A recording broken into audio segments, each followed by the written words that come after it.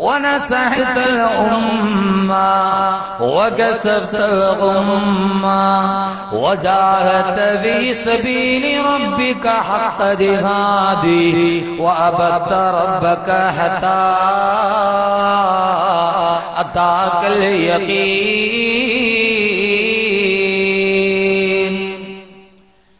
أعوذ بالله من الشيطان الرجيم. بسم الله الرحمن الرحيم.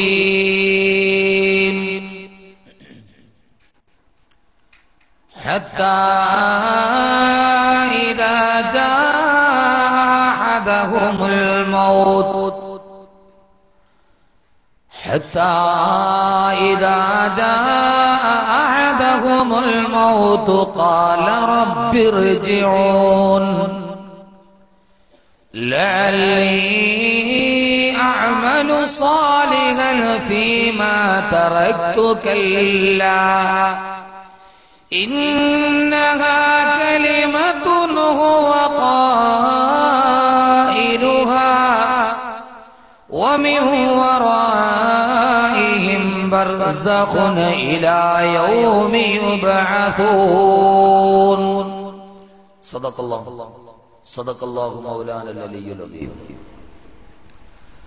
وقال نبينا وحبيبنا ورسولنا وقائدنا وأسوتنا ومحبوبنا محمد صلى الله عليه وسلم فوالله الذي لا إله إلا هو إني رسول الله إليكم خاصة وإلى الناس كافة فوالله لتموتن كما تنامون ولتبعثن كما تستيقظون ولتجزون بالإحسان إحسانا وبالسوء سوءا.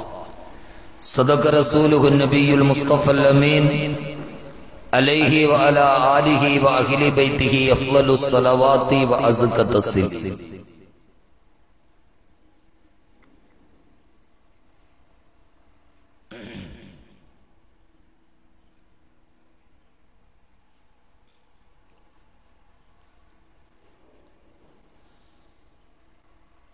كنا كزوج حمامة في أيكتي متمتعين بصحة وشباب خلت الزمان بنا وفرق بيننا إن الزمان مفرق الأحباب لكل اجتماع من خليلين فرقة وكل الذي دون الفراق قليل وإن افتقادي فاطما بعد أحمدا دليل على أن لا يدوم خليل وعليك حبي يا رسول الله وعليك حبي يا رسول الله وعليك حبا يا رسول الله من عند ذا العصر صلاة الله معها تحيته سلام الله إجلال قدرك عشقا تفخيما صلوا عليه وسلموا تسليما.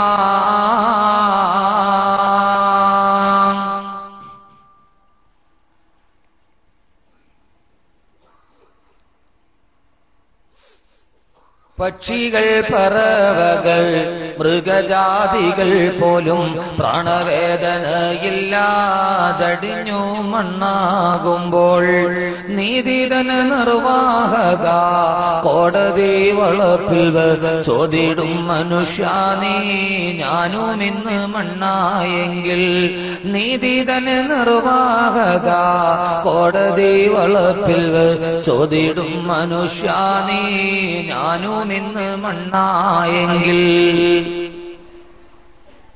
സ്നേഹ ബഹുമാനാദരവുകൾ നിറഞ്ഞ പ്രിയ സഹോദരങ്ങളെ സഹോദരിമാരെ, അസ്സലാമു അലൈക്കും വറഹ്മത്തുള്ളാഹി തആല വബറകാതുഹു. ഇതര സഹോദര സമുദായത്തിൽപ്പെട്ട ആരെങ്കിലും ഈ ശബ്ദം ശ്രവിക്കുന്നുവെങ്കിൽ അവർക്ക് എന്റെ ഇസ്ലാമിക തത്വാധിഷ്ഠിത അഭിവാദനങ്ങൾ. സർവസ്തുതിയും സർവലോകരക്ഷിതാവായ അല്ലാഹുവിനാകുന്നു.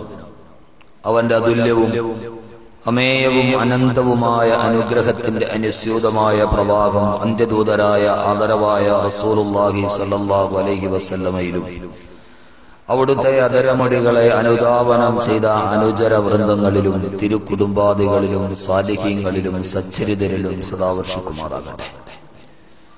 സർവലോക സൃഷ്ടാവും സർവലോക പരിപാലകനും സർവസംഹാരകനും സർവാധിപതിയും സർവാധിനാഥനും സർവേശ്വരനും സർവസ്വമായ അല്ലാഹു സുബ്ഹാനഹു വ തആല വിശിഷ്യമായി സംഗമത്തിന്റെ പവിത്രതയും പരിശുദ്ധതയും പരിപാവനതയും കൊണ്ട് നമ്മുടെ ഗതകാല ജീവിതത്തിലെ സമസ്ത അപരാധങ്ങളും പുറത്തു മാപ്പാക്കി തരുമാറാകട്ടെ. ശിഷ്ടമുള്ള ജീവിതം പാപങ്ങളിൽ നിന്ന് ഒഴിഞ്ഞുമാറി അള്ളാഹുവിനും അവന്റെ പ്രവാചകനും വഴിപ്പെട്ട് ജീവിക്കുവാൻ ആദ്യമായി എന്നോടും ശേഷം നിങ്ങളോടും ഞാൻ വസിയ്യത്ത് ചെയ്യുകയാണ്. കരുണാമയനായ അല്ലാഹു സുബ്ഹാനഹു വ തആല സതുദ്ദേശത്തോടുകൂടിയുള്ള ഈ സത്സംഗമത്തെ അവന്റെ സച്ചരിതരും സതീർത്ഥരും സുഹൃതവാന്മാരുമായ ദാസന്മാരുടെ സംഗമസ്ഥാനമായ സ്വർഗത്തിലെത്തുന്ന സംഗമമായി അള്ളാഹു സ്വീകരിക്കുമാറാകട്ടെ എന്ന ദുആയോടെ നമ്മുടെ മതപ്രഭാഷണ സദസ്സിന്റെ 4ാം ദിവസമായി ഇന്നലെ നിർത്തിയെടുത്തുനിന്നും വീണ്ടും ഞാൻ എന്റെ വിഷയത്തിലോട്ട് കടക്കുകയാണ്. അൽ ആലമീൻ അൽഹംദുലില്ലാഹി റബ്ബിൽ ആലമീൻ. സർവസ്തുതിയും സർവലോക രക്ഷിതാവായ അല്ലാഹുവിനാകുന്നു എന്ന വിഷയത്തിൽ 4ാമത്തെ ദിവസം നാം ഇന്നലെ പറഞ്ഞു നിർത്തിയത് അൽ ആലമീൻ എന്ന മനുഷ്യ ജീവിതം കടന്നു വരുന്ന 5 ഘട്ടങ്ങളിൽ 3 ഘട്ടം നാം പറഞ്ഞു കഴിഞ്ഞു. ആലമുൽ അർവാഹും ആലമുൽ അർഹാമും ആലമുൽ ദുനിയായും നാം പറഞ്ഞു കഴിഞ്ഞു. ഇനി നമുക്ക് പറയാനുള്ളത് അൽ ആലമീൻ എന്ന വാക്കിലെ ബാക്കിയുള്ള 2 ലോകങ്ങൾ കൂടിയാണ്. അല്ലാഹു സുബ്ഹാനഹു വ തആല പരിമിതമായ ബന്ധിതമായ സമയത്തിന്റെ ഉള്ളിൽ കാര്യങ്ങൾ പറയുവാനും കേൾക്കുവാനും അതിലെല്ലാം ഉപരി ജീവിതത്തിൽ അത് പ്രാവർത്തിക തലത്തിൽ അനുഷ്ഠാന തലത്തിൽ സജീവമാക്കി അല്ലാഹു സ്വീകരിക്കാൻ തൗഫീഖ് നൽകി അനുഗ്രഹിക്കുമാറാകട്ടെ.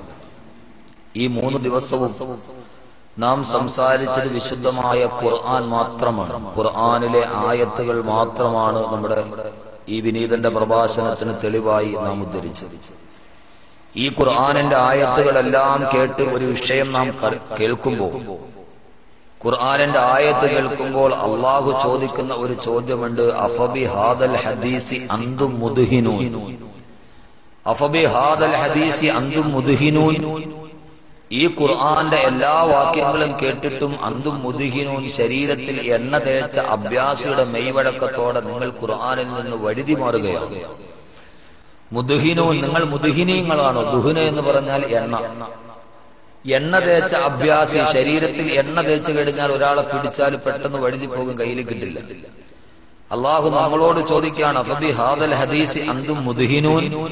ഈ ഖുർആനൊക്കെ കേട്ടിട്ട് നിങ്ങൾ അതിൽ നിന്നെല്ലാം ഈ എണ്ണ തേച്ചവനെ പോലെ ഇങ്ങനെ ഒഴുകി ഒഴുകി നിങ്ങൾ മാറിപ്പോകുകയാണ്.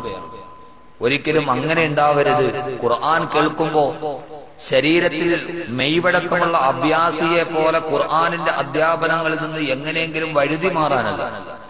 അതിനപ്പുറം അള്ളാഹു പറഞ്ഞു, ഖുർആൻ കേൾക്കുന്നത് നിങ്ങളുടെ ചെവികളിലാവല്ല. ഖുർആൻ ഇറങ്ങേണ്ടത് എവിടെയാണ്? കദാലിക നുസബ്ബിത ബിഹി ഫുആദക. അള്ളാഹു തന്നെ പറഞ്ഞു, ഖുർആൻ ഇറങ്ങേണ്ടത് കദാലിക നുസബ്ബിത ബിഹി ഫുആദക, നിന്റെ ഹൃദയത്തിലാണ് ഇറങ്ങേണ്ടത്. അലാ ഖൽബിക ലിതകൂന മിനൽ മുൻദിരീൻ. അലാ ഖൽബിക വഇന്നഹു ലതൻസീലു റബ്ബിൽ ആലമീൻ. അള്ളാഹു ഈ ഖുർആനിനെ ഇറക്കിയത് അലാ ഖൽബിക, ഹൃദയത്തിൽ ഇറങ്ങാനാണ്. കാരണം ഹൃദയത്തിൽ ഇറങ്ങുമ്പോഴാണ് ഏതു നമ്മുടെ ആത്മാവുമായി സംവദിക്കും.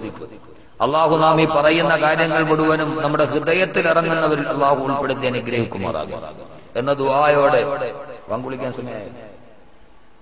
ബാങ്ക് വിളിച്ചിട്ട് തുടങ്ങണമെന്ന് ഇടയ്ക്ക് നടക്കുന്നുണ്ട്.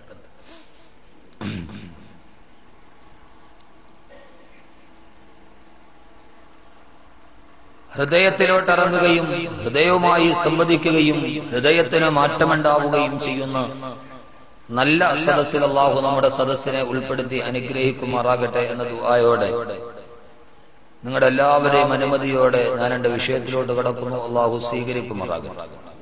ആദ്യം നിങ്ങളോട് പറയാനുള്ളത്, അക്രമം എന്നതിന് അറബി ഭാഷയിലെ ളുൽമ എന്ന് പറയും. ളുൽമിന്റെ നിർവചനം വളഉ ശൈഇ ഫീ ഗൈരി മഹല്ലിഹി എന്നാണ്. ഒരു സാധനത്തെ അതിന്റെ അസ്ഥാനത്ത് വെക്കുക. സ്ഥാനത്ത് മാത്രമാണ് പ്രയോഗിക്കപ്പെടേണ്ടത്. ഇവിടെ ഒരു ളുൽമ നമ്മൾ ചെയ്യാൻ പാടില്ല.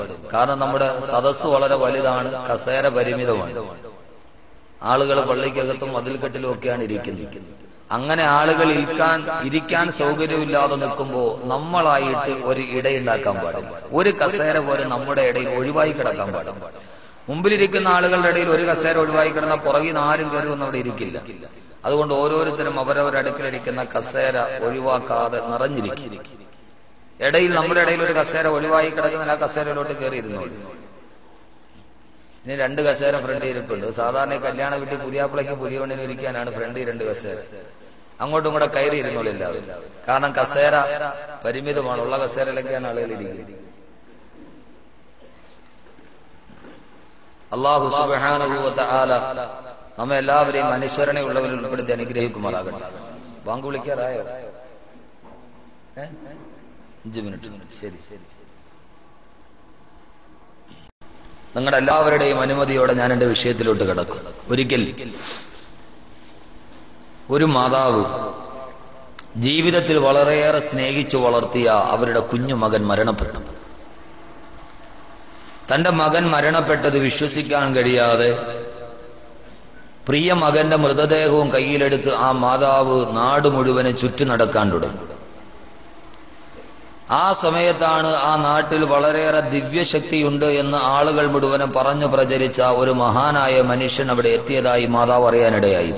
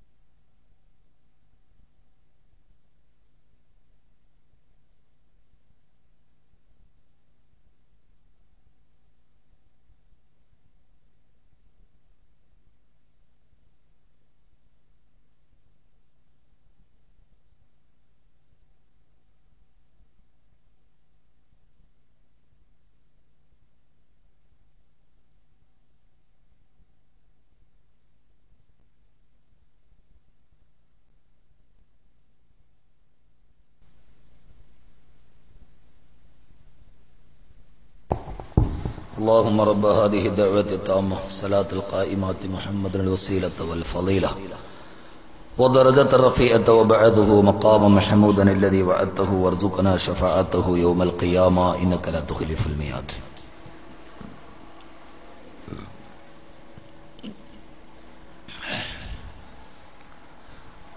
മകൻ മരണപ്പെട്ടു പോയ മാതാവ് നാട്ടിലെ ദിവ്യനായ ആ പുരുഷന്റെ അടുക്കൽ വന്ന് പറഞ്ഞു, മഹാത്മാവേ, നിങ്ങൾ ധാരാളം അത്ഭുതകരമായ കാര്യങ്ങൾ കാണിക്കുമെന്ന് ഞാൻ അറിഞ്ഞു.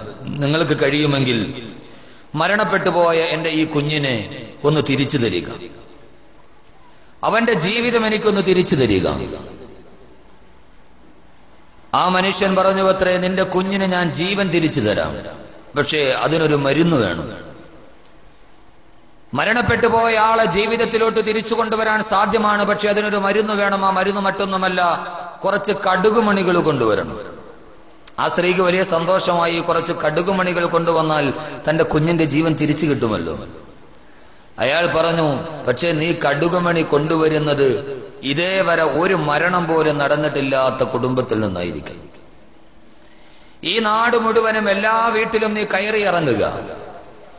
ഏതെങ്കിലും ഒരു വീട്ടിൽ മരണം ഇതേവരെ നടന്നില്ലാത്ത ഒരു വീട്ടിൽ നിന്നൊരൽപ്പം കടുകുമണി നീ കൊണ്ടുവന്നാൽ അത് വെച്ച് നിന്റെ കുഞ്ഞിന്റെ ജീവിതം ഞാൻ തിരിച്ചു തരാം.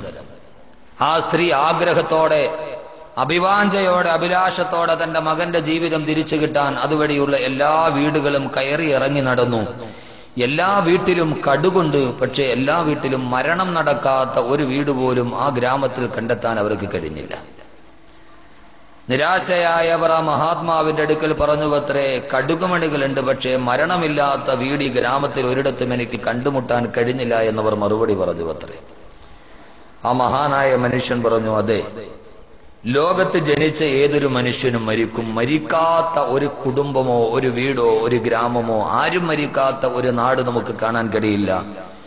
മരണം ഒരു സത്യമാണ്. അതുമായി പൊരുത്തപ്പെടാനല്ലാതെ അതിനെതിരെ പുറംതിരിഞ്ഞു നിൽക്കാൻ മനുഷ്യനായി ജനിച്ച ആർക്കും കഴിയില്ല എന്ന് അദ്ദേഹം പറഞ്ഞു. അത്രേ, കലൂരുള്ള എല്ലാ വീടുകളും കയറി ഇറങ്ങി ചോദിക്കുക, ആരെങ്കിലും മരിച്ചിട്ടില്ലാത്ത, മരണം നടന്നിട്ടില്ലാത്ത ഏതെങ്കിലും ഒരു കുടുംബം നമുക്ക് കാണിച്ചു തരാൻ കഴിയുമോ? മനുഷ്യ ജീവിതത്തിൽ ഏറ്റവും വലിയ സത്യമാണ് മരണം. ജനനത്തെ തടഞ്ഞു നിർത്താൻ മനുഷ്യന് കഴിയുമായിരിക്കാം, പക്ഷെ മരണത്തെ തടുത്തു നിർത്താൻ ഇതേവരെ ലോകത്താർക്കും കഴിഞ്ഞിട്ടില്ല എന്നതാണ് മരണമെന്ന മഹാസത്യത്തെ ഒരു സത്യമായി തന്നെ അംഗീകരിക്കാൻ മനുഷ്യൻ തീരുമാനിച്ചത്. ഒന്ന് ആലോചിച്ചു നോക്കുക, മരണമില്ലാത്ത ഒരു നാടിനെ കുറിച്ച് ആലോചിച്ചു നോക്കുക. ആദം നബി അലൈഹി സ്വലാത്തു വസ്സലാം മുതൽ ഇതേവരെയുള്ള മുഴുവൻ മനുഷ്യ ജന്മങ്ങളും ഭൂമിയിൽ തിങ്ങി നിറഞ്ഞു നിന്ന മരണമില്ലാത്ത ഒരു കാലത്തെ കുറിച്ച് ആലോചിച്ചു നോക്കുക. പണ്ടൊക്കെ മലയാള പുസ്തകത്തിലുണ്ട്, മുത്തച്ഛൻ മുതുക്കന്റെ മുത്തച്ഛൻ ഇരിക്കുന്നു എന്ന് പറയുന്നത്, കാലനില്ലാത്ത കാലം എന്നൊരു പദ്യം തന്നെ പണ്ട് മലയാള പുസ്തകത്തിൽ പഠിച്ചിട്ടുണ്ട്. കാലൻ ഈ ലോകത്തേക്ക് വരാതിരുന്നാൽ, മരണദൂതൻ വരാതിരുന്നാൽ, മനുഷ്യൻ മരിക്കാതിരുന്നാൽ ഈ ലോകം എത്രയോ മനുഷ്യവാസം കൊണ്ട് നിബിഡമാകുമായിരുന്നു. ആരെയൊക്കെ നമുക്ക് കാണാൻ കഴിയുമായിരുന്നു. മനുഷ്യ ജീവിതത്തിൽ ഏറ്റവും പ്രധാനപ്പെട്ട മഹാസത്യമാണ് മരണം. നമുക്കെല്ലാവർക്കും അറിയാം, നാം എല്ലാവരും ഒരു ദിവസം മരിക്കും. പക്ഷേ മരിക്കും എന്നറിഞ്ഞിട്ടും മരിക്കില്ല എന്ന് ആശ്വസിക്കുന്നവരാണ് നാം എല്ലാവരും. നമുക്കെല്ലാവർക്കും അറിയാം, ഞാൻ നിങ്ങളൊക്കെ ഒരു ദിവസം മരിക്കും. ആ സത്യം അറിയാവുന്നിട്ട് നമ്മൾ വിചാരിക്കും, ഞാൻ മരിക്കൂ, ഉടനെ ഞാൻ മരിക്കൂ. മരിക്കും എന്നറിഞ്ഞിട്ടും മരിക്കില്ല എന്ന് ആശ്വസിക്കുന്ന ആളുകളാണ് നാം. നമുക്ക് പറയാനുള്ളത് നാലാമത്തെ ലോകമാണ്. നാലാമത്തെ ലോകം മരണത്തോടു കൂടിയുള്ള ലോകമാണ്. മരണത്തോടു കൂടിയാണ് അത് തുടങ്ങുക. ഇന്നലെ ഞാൻ പറഞ്ഞു, ലോകാവസാനം വരെ ഇന്നലെ പറഞ്ഞു. ഏത് സമയത്താണെങ്കിലും, എങ്ങനെയൊന്നാണെങ്കിലും, ആരൊക്കെയാണെങ്കിലും മരണമെന്ന് പറയുന്ന മഹാസത്യത്തിന് കീഴ്പ്പെട്ടേ പറ്റൂ. അത് എത്രയേറെ വൈദഗ്ധ്യമുള്ളവരാണെങ്കിൽ ലോകത്ത് കടന്നു വന്ന എല്ലാവിധ സർവാധിപതികളും ഏകാധിപതികളും സ്വച്ഛാധിപതികളുമടക്കമുള്ള ലോകം മുഴുവനും തങ്ങളുടെ ചൂണ്ടുവിരൽ കൊണ്ട് നിയന്ത്രിക്കാമെന്ന് ജൽപ്പനം പുറപ്പെടുവിച്ച, ലോകത്തെ മുഴുവനും അടക്കി ഭരിച്ച ലോക ചക്രവർത്തിമാര് പോലും മരണമെന്ന് പറയുന്ന മഹാസത്യത്തിന്റെ മുമ്പിൽ തലകുനിച്ചു നിന്നവരാണെങ്കിൽ, ലോകത്തെ മുഴുവനെ കീഴടക്കിയിട്ട് തല നിവർത്തിവെച്ച ലോകത്തിന്റെ വിജുകേഷുകളായ ചരിത്രപതികളെ നാം കേട്ടിട്ടുണ്ട്. പക്ഷേ അവരെല്ലാവരും തലകുനിച്ചു പോയ, എല്ലാവരെയും തങ്ങളുടെ മുമ്പിൽ തലകുനിപ്പിച്ചവർ പോലും തലകുനിച്ചു പോയത് മരണമെന്ന് പറയുന്ന മഹാസത്യത്തിന്റെ മുമ്പിലാണ്. ഏത് സമയത്താണോ മരണം അള്ളാഹു തീരുമാനിച്ചിരിക്കുന്നത്, ഒരു മനുഷ്യൻ എത്ര ആയുസ്സാണോ അള്ളാഹു തീരുമാനിച്ചിരിക്കുന്നത്, അള്ളാഹുവിന്റെ തീരുമാനം എത്തിക്കഴിഞ്ഞാൽ ഈ ഭൂലോകത്ത് നിന്ന് നാം വിട പറഞ്ഞേ പറ്റൂ. സത്യമാണിത്. ബഹുമാനപ്പെട്ട റൂഹുല്ലാഹി ഈസാ നബി അലൈഹി സ്വലാത്തു വസ്സലാം ഒരു ദിവസം കാട്ടിലൂടെ നടന്നു പോവുകയാണ്. ആ സമയത്ത് കുറെ കൊച്ചുകുട്ടികൾ ഒരു കുരുവിയെ പിടിക്കാൻ വേണ്ടി ശ്രമിക്കുന്നു. കുരുവിയാണെങ്കിലോ കുട്ടികളുടെ വലയിൽപ്പെടാതെ വല കൊണ്ട് കുട്ടികൾ കുരുവിയെ പിടിക്കാൻ ശ്രമിക്കുകയാണ്. കുരുവിയാണെങ്കിലോ കുട്ടികളുടെ വലയിൽ പെടാതെ മരച്ചില്ലകളിൽ നിന്ന് മരച്ചില്ലകളിലേക്ക് പാറി പാറി കടന്നു പോകുന്നു. ആ സമയത്ത് അതിലെ കടന്നുപോയ ഈസാ നബിയോട് കുരുവി പറഞ്ഞു അത്ര, ഈസാ നബിയെ, ഈ കൊച്ചുകുട്ടികൾ എന്നെ വലയെറിഞ്ഞ് പിടിക്കാൻ വേണ്ടി ശ്രമിക്കുകയാണ്. പക്ഷേ നിങ്ങൾക്കറിയാമല്ലോ, ലോകത്തിലെ ഏറ്റവും വലിയ കാഴ്ച ശക്തിയുള്ള ലെൻസാണ് എന്റെ കണ്ണിന് അല്ലാഹു സുബ്ഹാനഹു വ തആല നൽകിയിരിക്കുന്നത്. കുരുവി എന്ന് പറയുന്ന കൈവെള്ളയിൽ പോലും ഒതുങ്ങാൻ പാകതയുള്ള കുരുവിയുടെ കണ്ണിന്റെ ലെൻസ് വല്ലാത്ത പവറുള്ള ലെൻസാ. ആകാശത്തിന്റെ മുകൾ ഭാഗത്തുകൂടി പറന്നു പോകുമ്പോ കിലോമീറ്ററുകൾ താഴെ കടന്നുകൊണ്ട് ഭൂമിയിൽ ഏതെങ്കിലും ഒരു തെങ്ങുമരത്തിന്റെ ചുവട്ടിലെ കരിയലയുടെ അടിയിൽ കടന്ന് ഞുളയുന്ന പുഴുവിനെ പോലും ആകാശത്തിന്റെ മുകളിൽ നിന്ന് കാണാൻ കഴിയുന്ന വല്ലാത്ത പവറുള്ള ലെൻസാണ് കുരുവിയുടെ കണ്ണിന്റെ ലെൻസ്. ആ കുരുവി പറഞ്ഞ്, ഇത്രത്തോളം കാഴ്ചശക്തിയുള്ള എന്നെയാ ഈ കൊച്ചുകുട്ടികൾ വലയെറിഞ്ഞ് പിടിക്കാൻ വേണ്ടി ശ്രമിക്കുക, കഴിയില്ല ഈസാ നബിയെ എന്ന് കുരുവി ഈസാ നബിയോട് പറഞ്ഞു അത്രേ. ഇത് കേട്ട ഈസാ നബി മെല്ലെ ചിരിച്ചുകൊണ്ട് യാത്ര പോയി. കുറെ കഴിഞ്ഞ് വൈകുന്നേരമായപ്പോൾ ഈസാ നബി അലൈഹി സ്വലാത്തു വസ്സലാം യാത്ര കഴിഞ്ഞ് തിരിച്ചു വരുമ്പോ നമ്മുടെ പാവം കുരുവി കുട്ടികളുടെ വലയിൽ കെട്ടിട്ട് ചിറകിട്ടടിക്കുകയാണ്. നേരത്തെ വീരവാദം പറഞ്ഞ കുരുവി വലയിൽ പെട്ടിട്ട് കിടന്നങ്ങ് അടിക്കുകയാണ് ചിറകിട്ട്.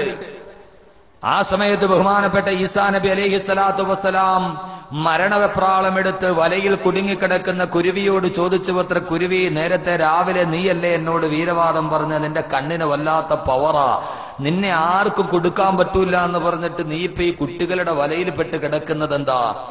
ആ സമയത്ത് ഈസാ നബി അലൈഹി സ്വലാത്തു വസ്സലാമിനോട് കുരുവി പറഞ്ഞ വാക്ക് നാലാമത്തെ ലോകത്തിന്റെ തുടക്കത്തിൽ ഞാൻ സമർപ്പിക്കുകയാ. കുരുവി ഈസാ നബിയോട് പറഞ്ഞു അത്ര, ഈസാ നബിയെ, കണ്ണിന് എത്ര പവർ ഉണ്ടായിട്ട് കാര്യമെന്താ? ഇദാ നസ്ദലൽ ഖലാഉ ഫഅമിയൽ ബസറു. എത്ര കാഴ്ചയുടെ പവറുള്ള കണ്ണാണെങ്കിലും ഇദാ നസലൽ ഖലാഉ ഫഅമിയൽ ബസറു, അള്ളാഹുവിന്റെ തീരുമാനം വന്നു കഴിഞ്ഞാൽ ഇദാ നസലൽ ഖലാഉ, എന്റെ ആയുസ് തീർന്നു എന്ന അള്ളാഹുവിന്റെ തീരുമാനം വന്നു കഴിഞ്ഞാൽ ഫഅമിയൽ ബസറു, കണ്ണറിയാതെ അടഞ്ഞു പോകും ഈസാ നബിയെ.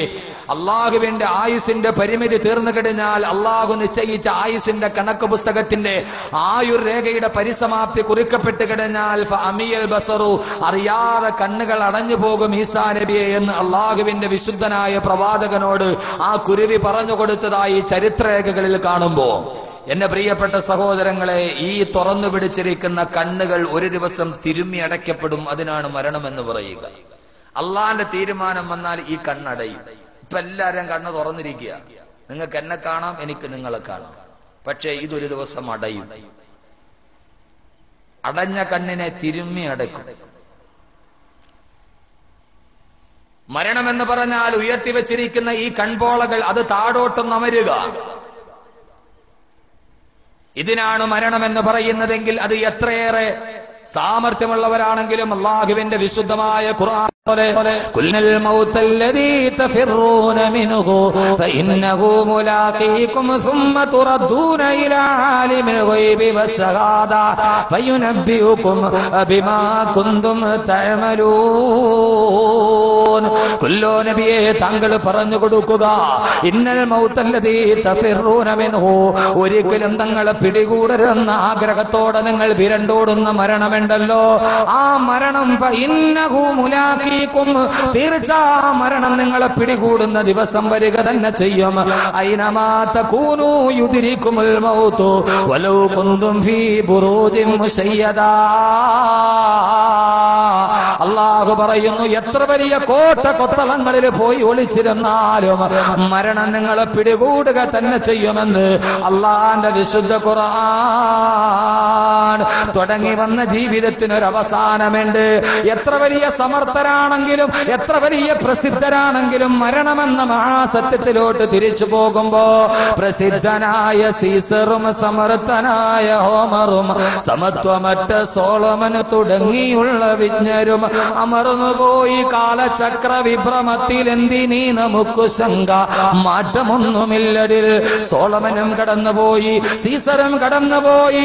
ലോകം മുഴുവനും അടക്കി ഭരിച്ച ഏകാധിപതികളും സർവാധിപതികളും സ്വേച്ഛാധിപതികളും കാലത്തിന്റെ യവനികക്കുള്ളിലേക്ക് തിരിച്ചു പോയപ്പോ മരണമെന്ന് ക്ഷണിക്കപ്പെടാത്ത അതിഥി ഒരു ദിവസം നിന്റെ വീട്ടിലോട്ട് കടന്നു വരുമെന്ന് അള്ളാഹുവിന്റെ വിശുദ്ധ ഖുർആൻ. അതുകൊണ്ട് നമ്മെ സംബന്ധിച്ചിടത്തോളം ഒരു യഥാർത്ഥ സത്യവിശ്വാസി സൂറത്തുൽ ഫാത്തിഹയുടെ ആദ്യത്തെ ആയത്ത് പറയുമ്പോ അൽഹംദുലില്ലാഹ്, അല്ലാഹുവേ സർവസ്തുതിയും നിനക്കാണ് തമ്പുരാനെ.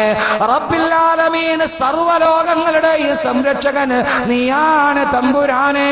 അല്ലാഹുവേ ആലമുൽ അർവാഹിൽ ഞങ്ങളെ സംരക്ഷിച്ചത് നീയാണ്. അലമുൽ അർഹാം എന്ന് പറയുന്ന 9 മാസവും 10 ദിവസവും മാത്രം ആയുസ് നൽകിയ അല്ലാഹുവേ ആലമുൽ അർഹാം എന്ന ഗർഭലോകത്തും നീയാണ് ഞങ്ങളെ പരിപാലിച്ചത്. 60-70 വർഷം മാത്രം നീണ്ടു നിൽക്കുന്ന ആലമുദ്ദുനിയായിലും നീയാണ് ഞങ്ങളുടെ പരിപാലകൻ. അല്ലാഹുവേ ഇനി ഞങ്ങൾ പോവുകയാണ് അടുത്ത ലോകത്തേക്ക്. അടുത്ത ലോകം ഏതാണെന്നറിയുമോ സഹോദരങ്ങളെ? ആലമുൽ അർവാഹിൽ നിന്ന് തുടങ്ങിയ മനുഷ്യന്റെ യാത്ര, ആ യാത്ര പോയി അവസാനിക്കുന്നത് അവസാനത്തിന് തൊട്ടു മുമ്പുള്ള ലോകം ഈ മണ്ണറയാണ്. ഉമ്മാടെ ഗർഭാശയത്തിൽ നിന്നിറങ്ങിയപ്പോൾ നീ തുടങ്ങിയ യാത്ര, ഇന്നലെ ഞാൻ പറഞ്ഞല്ലോ, നമ്മളൊരു യാത്ര തുടങ്ങുകയാണ്. അനന്തമീ യാത്ര, സബലമീ യാത്ര. ഈ യാത്ര തുടങ്ങുകയാണ്. ഉമ്മാന്റെ ഗർഭാശയത്തിൽ നിന്ന് തുടങ്ങിയ നിന്റെ യാത്ര, ആ യാത്ര വീണ്ടും തുടരുകയാണ്. ഗർഭാശയം വീട്ടതു മുതൽ സഫറാണേ, അടുത്തുള്ള ക്യാമ്പും സോദര ഖബറാണേ. ഖബറെന്ന് പറയുന്ന മഹ്ശറയുടെ മുൻഭാഗത്ത് അല്ലാഹു വെച്ചിരിക്കുന്ന ബർസഖിലേക്ക്, ആലമുൽ ബർസഖിലേക്ക് നാം പോവുകയാണ്. അൽ-ആലമീൻ എന്ന് പറഞ്ഞാൽ 4ാമത്തെ ലോകമാണ് ആലമുൽ ബർസഖ്. ആലമുൽ ബർസഖ് ഖുർആൻ. അടുത്ത ലോകം, 4ാമത്തെ ലോകം ആലമുൽ ബർസഖാണ്. ഇത് ഖുർആൻ ഇട്ട പേരാണ്, ഞാൻ ഇട്ട പേരല്ല. ഞാൻ ഇന്നലെ പറഞ്ഞു, ഓരോ ഘട്ടം കഴിയുമ്പോഴും ആയുസ് കൂടി വരും. ആലമുൽ അർവാഹിൽ കരാർ ഉടമ്പടി സ്വീകരിച്ച 10 മിനിറ്റ്. ഉമ്മാന്റെ ഗർഭാശയം എന്ന് പറഞ്ഞ 2ാമത്തെ ലോകത്ത് ആലമുൽ അർഹാമിൽ വന്നപ്പോ ഇത്രയും കൂടെ കൂടി 9 മാസവും 10 ദിവസവും. അവിടെ നിന്ന് വെളിയിൽ വന്നപ്പോ 3ാമത്തെ ലോകത്ത് കൂടി തന്നു. അഴമാറു ഉമ്മത്തി മാബൈന സിത്തീന ഔ സബഈന, 60-നോ 70-നോ ഇടയിൽ. അപ്പൊ ഈ ഭൂമിയിൽ 60-ഓ 70-ന്റെ ഇടയിലാണ്. ഇനി അടുത്ത ലോകത്ത് എത്ര ആയുസ്? എത്ര വർഷമാ? ഖബറി എത്ര വർഷം കിടക്കണം? എന്റെ സഹോദരങ്ങൾ, ഇത്രയും പ്രവിശാലമായ ഭൂമി അള്ളാഹു വിശാലമായി വിരിച്ചിട്ട് പറഞ്ഞു, നീ 60-ഓ 70-ഓ വർഷം കിടന്നോ? കാരണം വിശാലമാണ് ഭൂമി. പക്ഷെ 6 അടി മാത്രമുള്ള ഖബറിൽ എത്ര ദിവസം കിടക്കണം? ഖബറിലെ ആയുസ് എത്രയാ? ഖുർആൻ ومن ورائهم برزخ إلى يوم يبعثون. ومن ورائهم, ആ മനുഷ്യർക്ക് പുറകെ വരാനുണ്ട് ബർസഖുൻ, ബർസഖിയായ ജീവിതം വരാനുണ്ട്. ആലമുൽ ബർസഖ് വരാനുണ്ട്. ഖബറിൽ അടക്കപ്പെട്ടത് മുതൽ 6 അടി മണ്ണിൽ അവൻ എത്ര നാൾ കിടക്കണമെന്നറിയുമോ? അറിയില്ല. ഇലാ യൗമി യുബ്അസൂൻ. ഇസ്രാഫീൽ സൂറന്ന കാഹളത്തിൽ 2ാമത് ഊതുന്നത് വരെ, പരലോകത്തേക്ക് നിന്നെ എഴുന്നേൽപ്പിക്കുന്നത് വരെ നീണ്ട കാലവർഷത്തോളം നീ എവിടെ കിടക്കണമെന്ന് അള്ളാഹുവിന്റെ വിശുദ്ധ ഖുർആൻ. അള്ളാഹു പറയുകയാണ്, നീ കിടക്കണം. ഏതുവരെ? ഇസ്രാഫീൽ സൂറന്ന കാഹളത്തിൽ 2ാമത് ഊതുന്നത് വരെ കിടക്കണം. ആകെ 6 അടിയുണ്ട്. ആ ഇടുങ്ങിയ ഖബറിൽ വർഷങ്ങളോളം, യുഗാന്തരങ്ങളോളം കിടക്കണം. അള്ളാഹു നമ്മുടെ ആലമുൽ ബർസഖ് അള്ളാഹു വിശാലമാക്കി തരട്ടെ. ഖബറിൽ 3 അനുഭവമുണ്ട്. 4ാമത്തെ ജീവിതത്തിൽ 3 അനുഭവമുണ്ട്. ഇൻഷാ അല്ലാഹ് അതാണ് ഇന്ന് പറയുന്നത്. 3 അനുഭവം ഖബറിൽ. അള്ളാഹു മനസ്സിലാക്കാൻ തൗഫീഖ് നൽകട്ടെ. ഇന്ന് നമ്മുടെ വിഷയം 3 കാര്യമാണ്. നാളെ ഇൻഷാ അല്ലാഹ് ആലമുൽ മഹ്ശർ, 5ാമത്തെ ലോകം, ഏറ്റവും അവസാനത്തെ ലോകം. 3 അനുഭവം ഏതൊക്കെയാണ്? മരണമെന്ന് പറഞ്ഞാൽ എന്താ? മരണമെന്ന് പറഞ്ഞാൽ എന്താ? മരണം എന്ന് പറഞ്ഞാൽ നമ്മൾ ഇതേവരെ കണ്ടിട്ടില്ലാത്ത ഒരു സത്യം കാണാൻ ആഗ്രഹിക്കുന്നതിനു മുമ്പേ ശരീരത്തിൽ നിന്ന് വിട പറഞ്ഞു പോകുന്ന, ആരും അറിയാതെ നമ്മുടെ ശരീരത്തിൽ കയറി വന്ന ഒരു അതിഥി, ആരോടും പറയാതെ യാത്ര ചോദിക്കാതെ വിട പറഞ്ഞു പോകുന്ന ഒരു മഹാസംഭവമാണ് മരണം. ആ അതിഥി എന്ന് വന്നതാണ് ഉമ്മാന്റെ ഗർഭാശയത്തിൽ 4 മാസം പ്രായമുള്ളപ്പോൾ നമ്മുടെ ശരീരത്തിൽ വന്നു കയറിയ ഒരു അതിഥി. അതിനെ ഇതേവരെ നമ്മൾ ആരും കണ്ടിട്ടില്ല. ആ അതിഥി ഏറ്റവും അവസാനം നമ്മൾ ആരും കാണാതെ നമ്മുടെ കൂടെ നടന്ന, നാം എവിടെയുണ്ടായിരുന്നു അവിടെയൊക്കെ കൂടെ നടന്ന, നമ്മുടെ ജീവിതത്തിന്റെ ഉറക്കത്തിലും ഉണർവിലും ചേഷ്ടകളിലും നിശ്ചേഷ്ടകളിലും അടക്കങ്ങളിലും മനക്കങ്ങളിലും സന്തോഷങ്ങളിലും സന്താപങ്ങളിലും വൈക്ലഭ്യങ്ങളിലും വൈഷമ്യങ്ങളിലും വ്യതകളിലും ശ്രദ്ധകളിലും ജീവിതത്തിന്റെ എല്ലാ സമയത്തും നമ്മുടെ കൂടെ ഉണ്ടായിരുന്ന ഒരാൾ നമ്മോട് പറയാതെ വിട പറഞ്ഞു പോകുന്ന മഹാസംഭവത്തിനാണ് മരണമെന്ന് പറയുക. ആരായിരുന്നു അതിഥി? റൂഹ്. റൂഹ് എപ്പോഴാണ് നമ്മുടെ ശരീരത്തിൽ വരുന്നത്? ഇന്നലെ ഞാൻ പറഞ്ഞു. എപ്പോഴാണ് പറയും? 120 ദിവസം അല്ലേ? 4-ാം മാസം. അങ്ങനെ ആവട്ടെ, 120 ദിവസം. ശരി, അദ്ദേഹം പറഞ്ഞാണ് ശരി. കാരണം ഖുർആനെ സംബന്ധിച്ചോളം ഏറ്റവും പ്രധാനപ്പെട്ട ദിവസമാണ്, മാസമല്ല.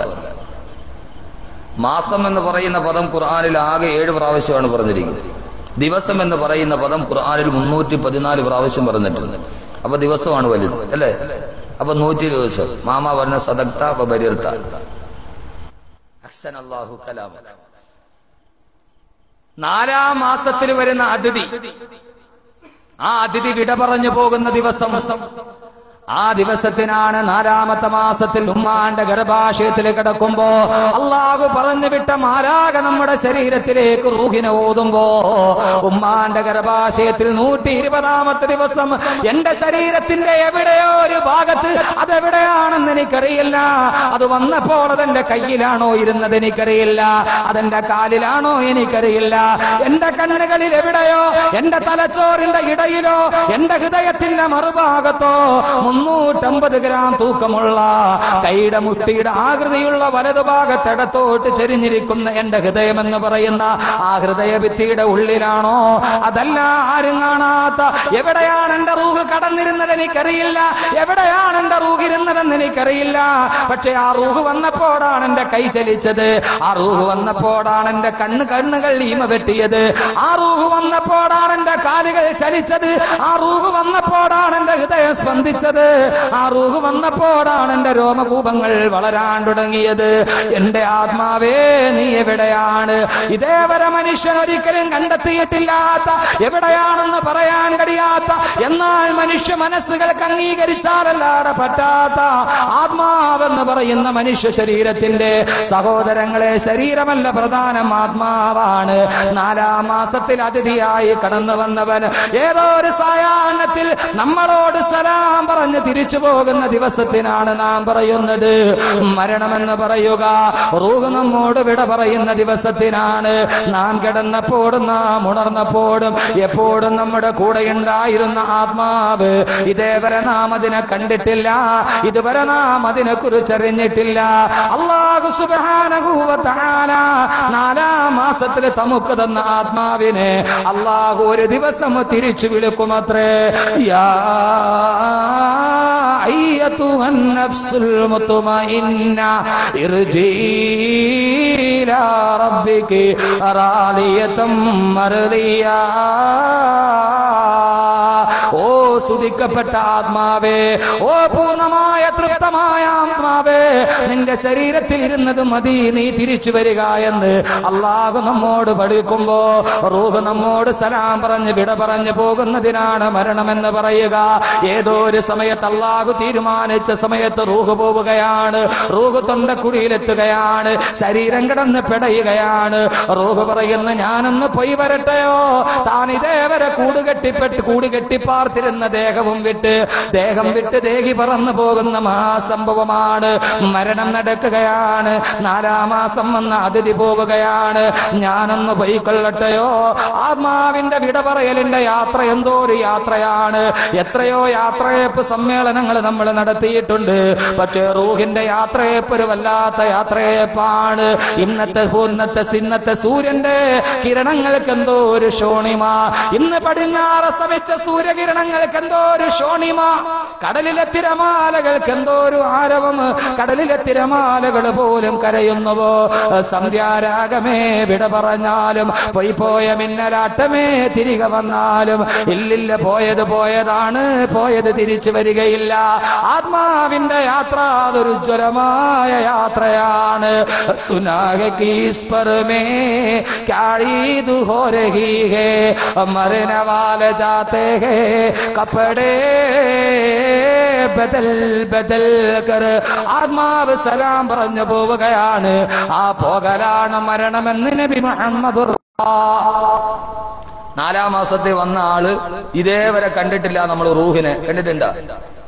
ആരെങ്കിലും ആത്മാവിനെ കണ്ടവരാരേലും ഉണ്ടോ?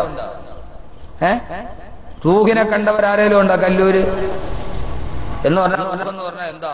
ഇല്ല എന്ന് പറയാൻ പറ്റുമോ? റൂഹുള്ളത് കൊണ്ടാണ് മനുഷ്യ ശരീരം ഇങ്ങനെ അനങ്ങുന്നത്, ഈ പീലി വളരുന്നത്, ഈ സ്പന്ദനങ്ങൾ ഉണ്ടാവുന്നത്. റൂഹ് എന്താണ്? നമുക്ക് ഇതുവരെ കണ്ടിട്ടില്ല, പക്ഷെ കാണാം. എപ്പോൾ? റൂഹിനെ മനുഷ്യൻ കാണും. എപ്പോഴാ? മരിക്കുന്ന സമയത്ത്. സക്കറാത്തിന്റെ അവസ്ഥയിൽ അവൻ റൂഹിനെ കാണും. റൂഹ് പറയും ഞാൻ പോവാണ്, റൂഹ് പറയും ഞാൻ പോവുകയാണ്. അതുകൊണ്ടല്ലേ ചില ആളുകൾ മരിച്ചു കഴിഞ്ഞാലേ കണ്ണിങ്ങനെ തുറിച്ചു നിൽക്കുന്നതാണ്, കണ്ടിട്ടില്ലേ? പിന്നെയാണ് നമ്മളത് തിരുമ്മി അടയ്ക്കുന്നത്. എന്തുകൊണ്ടാണ് ഇങ്ങനെ കണ്ണ് തുറിച്ചവർ മുകളിലോട്ട് നോക്കുന്നതാണ്? എന്ത് നോക്കുന്നതാണ്? പിന്നെയല്ലേ കണ്ണ് തിരുമ്മി അടയ്ക്കുന്നത്. മരിച്ചാൽ ഉടനെ ചെയ്യുന്ന എന്താണ്? കണ്ണ് തിരുമ്മി അടയ്ക്കും. കണ്ണിങ്ങനെ കൂർത്ത് ആകാശത്തോട്ട് നോക്കിയിരിക്കുന്നതാണ്. എന്താ നോക്കുന്നവര്? ഭാര്യയെ നോക്കാനാണ് ഇടതുവശത്ത് നോക്കിയാൽ പോരെ, മക്കളെ നോക്കാനാണ് വലതുവശത്ത് നോക്കിയാൽ പോരെ. കാരണം ജീവിതത്തിൽ മാതാപിതാക്കൾക്ക് മാതാപിതാക്കളുടെ ഏറ്റവും വലിയ സ്നേഹം ഉണ്ടാണ് എപ്പോഴാ? മരിക്കുന്ന സമയത്ത്. വാപ്പ സക്കറാത്തിന്റെ അവസ്ഥ കിടക്കാണ്. ഫോൺ വിളിച്ച് അങ്ങും ദുബൈയിലും സൗദിയിലും ഒക്കെ കിടക്കുന്ന സർവ്വ മക്കളും വാപ്പാടെ കെട്ടലിന്റെ അവിടെ വരും. വാപ്പ സക്കറാത്ത് വലിക്കുക. മക്കൾക്ക് എന്തൊരു സ്നേഹം! വാപ്പാക്ക് ഐസ്ക്രീം വേണം. ആ സമയത്തല്ലേ നമുക്ക് ആകെ സ്നേഹം. വാപ്പാക്ക് എന്താ വേണ്ടത് ഞങ്ങൾ ചെയ്തു തരാം. ജീവിച്ചിരിക്കണ പറ്റി ചെയ്യുവോ? മരിക്കാൻ പോണൂന്നറിയാം. ഇനി കൂടുതൽ ചെയ്യേണ്ടി വരില്ല, ഉടനെ പോകും എന്നറിഞ്ഞാൽ പാപ്പാക്ക് എന്ത് ആവശ്യം ഉണ്ടെങ്കിലും പറഞ്ഞു ഞങ്ങൾ ചെയ്തു തരാം. മക്കൾക്ക് മരിക്കാൻ നേരത്താ ഏറ്റവും കൂടുതൽ സ്നേഹം. പാപ്പാക്ക് എന്ത് വേണം? പാപ്പാക്ക് പാർക്കിൽ പോണം, എഴുന്നേറ്റ് കിടക്കാൻ പറ്റൂല. പാപ്പാക്ക് വെള്ളം ഇറങ്ങണില്ല, വെള്ളം ഒഴിച്ചു കൊടുക്കും. പാപ്പാക്ക് വെള്ളം ഇറങ്ങണില്ലെങ്കിൽ ഓറഞ്ച് മുറിച്ചിട്ട് നീര് പിഴിഞ്ഞ് പിഴിഞ്ഞ് സ്പൂണിൽ കോരി കൊടുക്കും. സ്പൂണിൽ ഇറങ്ങുന്നില്ലെങ്കിൽ വെള്ള തുണി കീറിയിട്ട് അത് ഓറഞ്ച് നീരി മുക്കി പാപ്പാടെ അണ്ണാക്കിൽ തേച്ചു കൊടുക്കും, ഒന്ന് നനയട്ടെ എന്ന് വിചാരിച്ച്. ജീവിക്കണമേത്ത് ഒരു ഗ്ലാസ് വെള്ളം കൈ കൊണ്ട് കൊടുത്തിട്ടുണ്ടാവില്ല. ജീവിച്ചിരിക്കണമേത്ത് വെള്ളം ഇറങ്ങണ സമയത്ത് ഇന്ന വാപ്പ ഒരു ഗ്ലാസ് ചൂടുവെള്ളം കുടിക്കുകയും അല്ലെ ഉമ്മ ഇന്ന ഒരു ഗ്ലാസ് വെള്ളം കുടിക്കുന്നു എന്ന് കൊടുത്തിട്ടുണ്ടാവില്ല. മരിക്കാൻ നേരത്ത് തൊണ്ടയിൽ ഇറങ്ങാത്ത സമയത്ത് തൊട്ട് നക്കി കൊടുക്കലാണ് നമ്മുടെ ജോലി. ഉമ്മായ മരിക്കാൻ കിടക്കണമെങ്കിൽ മക്കൾ വലതുഭാഗത്ത്, മക്കൾ നിൽക്കുന്നത് ഈ കഴുത്തിന്റെ ഭാഗത്ത്. കാരണം മരിച്ചിട്ട് വേണം കമ്മൽ പറിച്ചെടുക്കാൻ. മരിക്കണ സമയത്ത് എല്ലാവരും ചുറ്റിലുണ്ടാവും. ആ ചുറ്റിലുള്ളവരെയല്ല മരിക്കുന്ന ആള് നോക്കുന്നത് തന്റെ ഭാര്യയല്ല, തന്റെ മക്കളെയല്ല, തന്റെ മുമ്പിൽ നിൽക്കുന്ന ബന്ധുമിത്രാദികളെയല്ല, പുത്രകളത്രാദികളെയല്ല.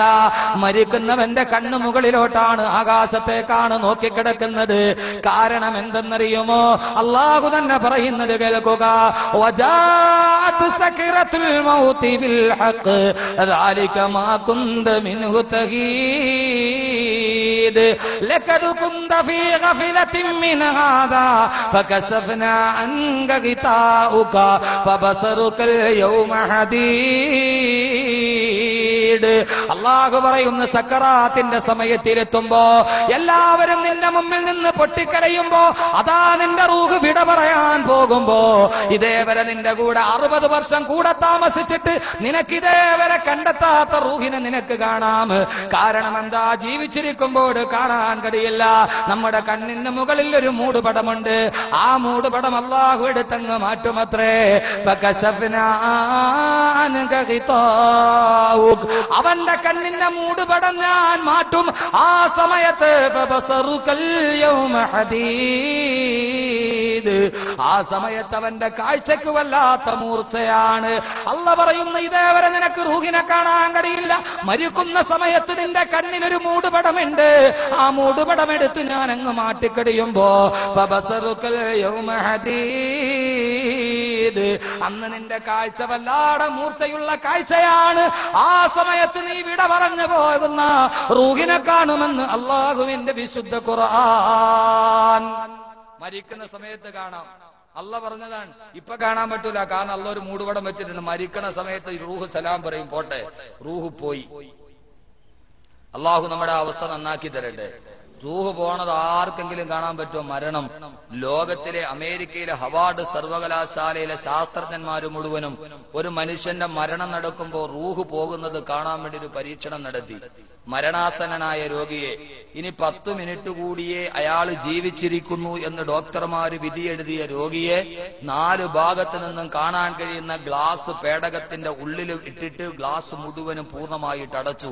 ഒരു വായുവിന്റെ കണിക പോലും അകത്തോട്ട് കടന്നു വരികയോ അകത്തു നിന്ന് പുറത്തേക്ക് പോവുകയോ ചെയ്യാൻ കഴിയാത്ത രീതിയിൽ റൂഹ് പോകുന്നത് കാണാൻ വേണ്ടി മനുഷ്യർ മുഴുവനും ലോകത്തിലെ പ്രശസ്തരായ 28 ശാസ്ത്രജ്ഞന്മാർ ഹാവാർഡ് സർവകലാശാലയിലെ സയൻസ് മേധാവി അടക്കമുള്ള ആളുകൾ 4 ഭാഗത്തും ഗ്ലാസിന്റെ ഒരു പെട്ടിക്കുള്ളിൽ, ശവപ്പെട്ടിക്കുള്ളിൽ രോഗിയെ കിടത്തി.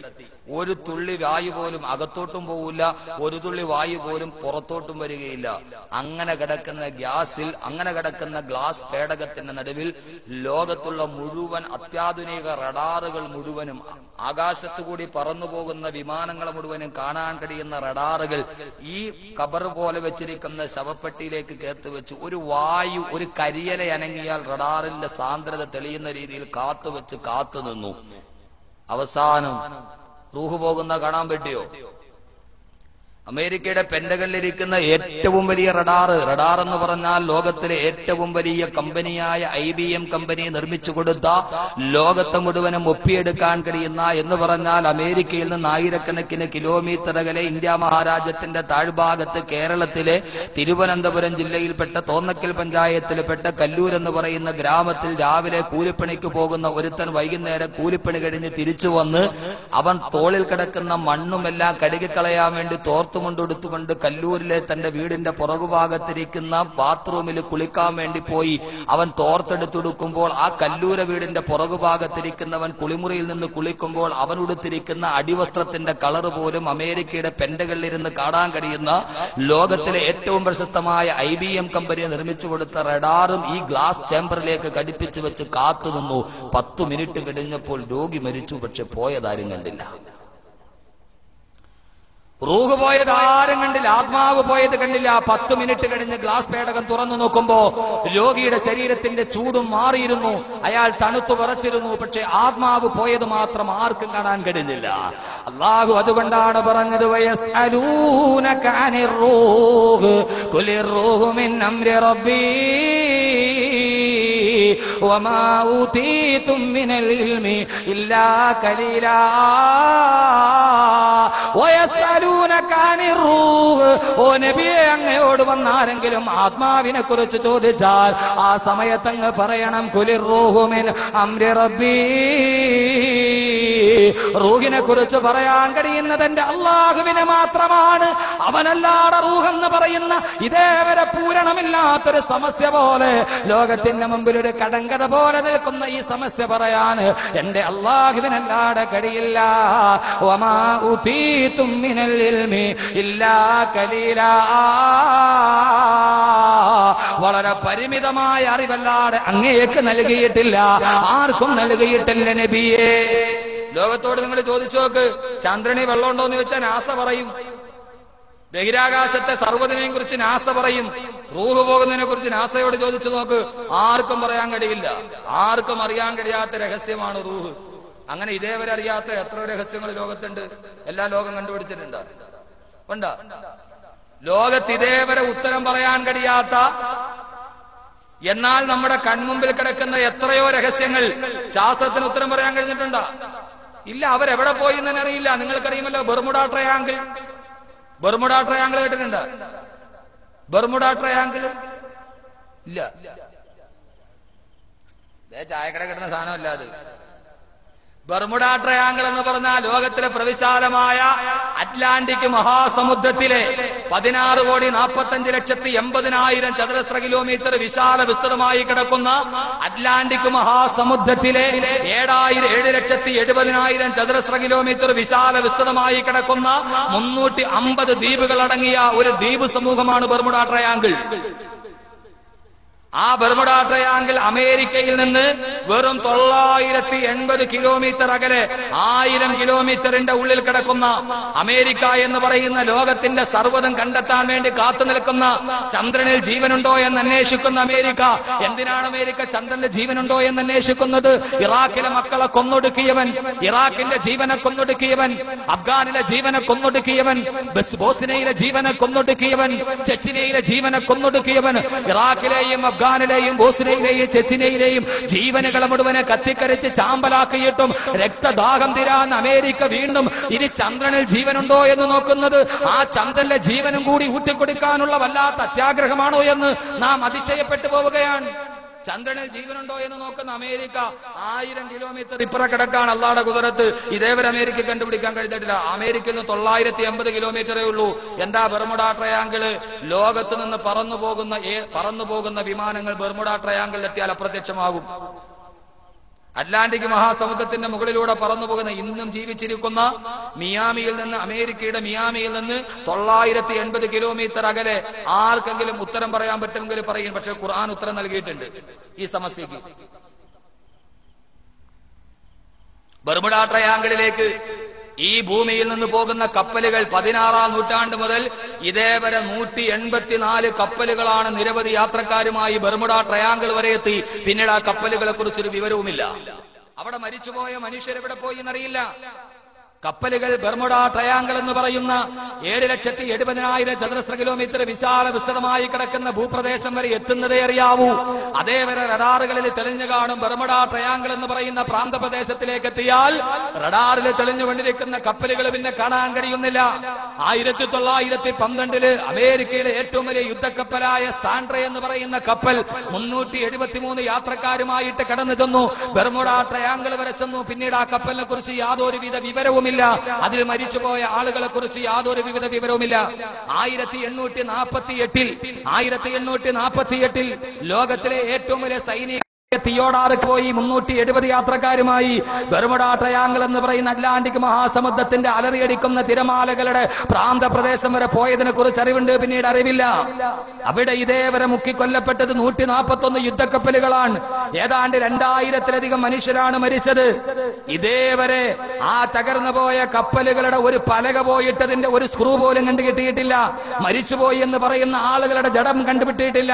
എവിടെയാണത് പോയത്? ആ കപ്പലുകൾ കടൽക്ഷോഭത്തിൽപ്പെട്ട് തകർന്നു പോയതാണെങ്കിൽ അതിന്റെ ബാക്കി അവശിഷ്ടങ്ങൾ കാണണം. അവശിഷ്ടങ്ങൾ പോയിട്ട് കപ്പലിന്റെ ഒരു സ്ക്രൂ പോലും ഇതേവരെ കണ്ടെത്താൻ കഴിഞ്ഞിട്ടില്ല.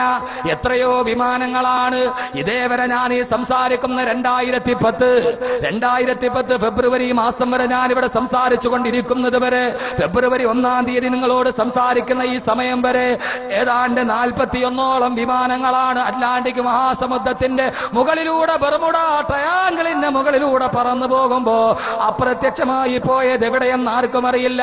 41 വിമാനങ്ങൾ എവിടെ പോയി? 140 യുദ്ധക്കപ്പലുകൾ എവിടെ പോയി? ബർമുഡ ട്രയാങ്കിൾ എന്ന് പറയുന്ന സമുദ്രത്തിലൂടെ പോകുമ്പോൾ കപ്പൽ മുങ്ങിയാല് ആകാശത്തൂടി പറന്നു പോകുന്ന യുദ്ധവിമാനങ്ങൾ എവിടെ പോയി? എത്രയോ വിമാനങ്ങൾ, എത്രയോ ആളുകളാണ് മരിച്ചുപോയത്. ഇതേവരെ കണ്ടെത്താൻ ആർക്കും കഴിഞ്ഞിട്ടില്ലെങ്കിൽ, ഇതേവരെ അതിന്റെ അവശിഷ്ടം കാണാൻ ലോകത്താർക്കും കഴിഞ്ഞില്ലെങ്കിൽ 1948 ഡിസംബർ 28-ാം തീയതി അമേരിക്കയുടെ മിയാമിയിൽ നിന്ന്, തെക്കേ അമേരിക്കയുടെ മിയാമിയിൽ നിന്ന് കടന്നു പോകുന്ന നടന്നു പോകുന്ന വിമാനം കടന്നു പോവുകയാണ്. ആ വിമാനം കടന്നു പോകുമ്പോ രാവിലെ 4:13 ആകുമ്പോ അമേരിക്കയുടെ റഡാറുകളിൽ കാത്തിരിക്കുന്ന വൈമാനികരോട് ആ വിമാനത്തിൽ നിന്ന് സന്ദേശം വരികയാണ്. രാവിലെ 4:13 ഒരു സന്ദേശം വരികയാണ്. ഇതാ ഞങ്ങൾ മിയാമിയിൽ എത്താറായി. അരമണിക്കൂർ കൂടി കഴിയുമ്പോൾ ഞങ്ങൾ മിയാമിയിൽ ഇറങ്ങാൻ പോവുകയാണ്. മിയാമിയിലെ വഴിവിളക്കുകൾ ഞങ്ങൾ വിമാനത്തിൽ ഇരുന്നു കൊണ്ട് കാണുകയാണ്. വിമാനത്തിന്റെ പൈലറ്റിൽ നിന്ന് സന്ദേശം വരുന്നു. മിയാമിയിലെ അമേരിക്കയുടെ തെക്കേ അമേരിക്കയുടെ റഡാർ സംവിധാനത്തിലേക്ക് വിമാനം പറന്നു പോകുന്നത് റഡാറിന്റെ സ്ക്രീനുകളിൽ കാണാം. വിമാനയാത്രക്കാർ റഡാറിന്റെ സ്ക്രീനുകളിൽ കാണാം. പൈലറ്റിന്റെ കോക്പിറ്റിൽ നിന്ന് വിമാനത്തിന്റെ സന്ദേശങ്ങൾ തെളിഞ്ഞു കാണുമ്പോ രാവിലെ 4:13 അവർ പറയുന്നത്, ഇതാ മിയാമിയിലേക്ക് ഞങ്ങൾ എത്താൻ പോവുകയാണ്. വെറും 980 കിലോമീറ്റർ അകലെയാണ് ഞങ്ങൾ നിൽക്കുന്നത്. 1 മിനിറ്റ് കൂടി കഴിഞ്ഞപ്പോ റഡാറിന്റെ തിരശീല കറുത്തതായി, ഒരു സിഗ്നൽ പോലും കാണുന്നില്ല. അവസാനം 1948 ഡിസംബർ 28 രാവിലെ 4:13 അതേ സഞ്ചരിച്ച 380 പേരുടെ ഒടുക്കത്തെ ശബ്ദം കേട്ടതാണ്. ഇതേവരെ ആ ശബ്ദം പിന്നെ ആരും കേട്ടിട്ടില്ല. ആ വിമാനം പിന്നെ ഇതേവരെ ആരും കണ്ടിട്ടില്ല. അതിന്റെ ഒരു അവശിഷ്ടം പോലും ലോകത്താർക്കും കിട്ടിയിട്ടില്ല. എത്രയെത്രയോ സംഭവങ്ങളാണ്. എവിടെയെന്ന് യുദ്ധവിമാനം പോയി 380 യാത്രക്കാരുമായി തകർന്നു വീഴുമ്പോ എവിടെയാണെന്നറിയാൻ കഴിയാതെ തെക്കേ അമേരിക്കയിൽ നിന്ന് 3-ാമത്തെ ദിവസം 5 പോർ വിമാനങ്ങളാണ് ഇത് കാണാൻ വേണ്ടി ഒന്നിച്ചു പോകുന്നത്. ഒരാളായിട്ട് പോകുമ്പോഴല്ലേ കാണാതിരിക്കുന്നത്. 5 പോർ വിമാനങ്ങൾ ഒന്നിച്ചു പറന്നു പോയി ബർമുഡ ട്രയാങ്കിളിലേക്ക്. റഡാറിൽ 5 വിമാനങ്ങളും പോകുന്നത് കാണാം. ഒരല്പ നിമിഷം കഴിയുമ്പോ ബർമുഡ ട്രയാങ്കിൾ എന്ന് പറയുന്ന ലോകത്തിന്റെ ഇതേവരെ ആരും കണ്ടുപിടിച്ചിട്ടില്ലാത്ത എൻസൈക്ലോപീഡിയ ബ്രിട്ടാനിക്ക എടുത്ത് നോക്ക്. അവസാനം ബർമുഡ ട്രയാങ്കിളിന്റെ ഈ വിവരണത്തിന് ശേഷം അതിൽ മുങ്ങിപ്പോയ എല്ലാ കപ്പലുകളുടെയും വിമാനങ്ങളുടെയും രേഖയുണ്ട്. അതിനുശേഷം പറയുന്നു, ഇതേവരെ ഇതിന്റെ രഹസ്യമാണെന്ന് പറയാൻ ആർക്കും കഴിഞ്ഞിട്ടില്ല. സഹോദരങ്ങളെ, റൂഹിനെ നോക്കി നിന്ന മനുഷ്യ, നിന്റെ മുമ്പിൽ നിൽക്കുന്ന ലോകത്തെ മുഴുവനും രക്തം കുടിച്ചു വെട്ടിക്കുന്ന അമേരിക്കയുടെ 980 കിലോമീറ്റർ അകലെയാണ് ഈ സംഭവം നടക്കുന്നത്. വെറും 1000 കിലോമീറ്ററിന്റെ പരിധിക്കുള്ളിൽ നടന്നിട്ട് ലോകത്തിന്റെ സർവ്വ അനക്കങ്ങളിലും ഇടപെടുന്ന അമേരിക്ക എന്ന ലോക സാമ്രാജ്യത്വത്തിന് ഇതേവരെ കൺമുമ്പിലെ സമസ്യകൾക്ക് കാണാൻ കഴിഞ്ഞില്ലെങ്കിൽ 5 പോർ വിമാനങ്ങൾ പോയ വഴിയിൽ അപ്രത്യക്ഷമാകുമ്പോ ഈ നിഗൂഢതയുടെ രഹസ്യം എന്താണ്? എവിടെയാണ് ഇത് കഴിയുന്നത്? കുറെ ആളുകൾ പറഞ്ഞ് കടൽ കൊള്ളക്കാരെ തട്ടിയെടുക്കുന്നതാണ്. കാരണം തെക്കേ അമേരിക്കയിൽ നിന്ന് വെസ്റ്റ് ഇൻഡീസിലേക്ക് പോകുന്ന സ്വർണവും വെള്ളിയും കയറ്റിയ വിമാനങ്ങളും കപ്പലുകളും പോകുന്നത് ഇതുവഴിയാണ്.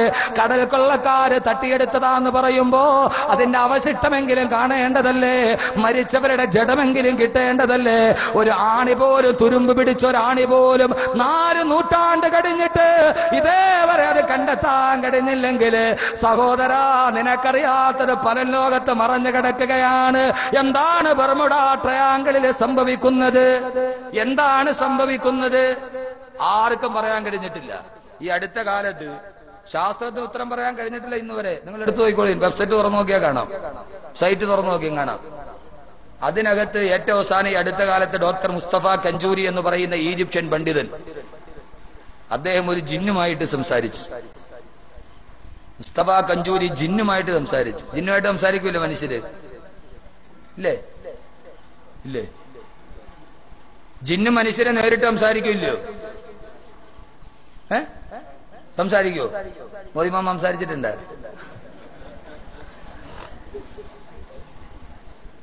ജിന്നുമായിട്ട് സംസാരിച്ചിട്ടുണ്ട്. ജിന്നും മനുഷ്യരെ സംസാരിക്കും. ഖുർആനല്ല പിന്നെ നമ്മളതിനകത്ത് സംസാരിക്കേണ്ട കാര്യമുണ്ടോ? ഇല്ല. അള്ളാഹു ഒരു സൂറത്ത് തന്നെ ഇറക്കി, അതിന്റെ പേര് ജിന്നെന്നാണ്. ഇപ്പൊ ജിന്നിന്റെ ഭാഗത്തോട്ട് നോക്കിയാൽ നമ്മുടെ വിഷയം വേറെ അടുത്തോട്ട് പോകും.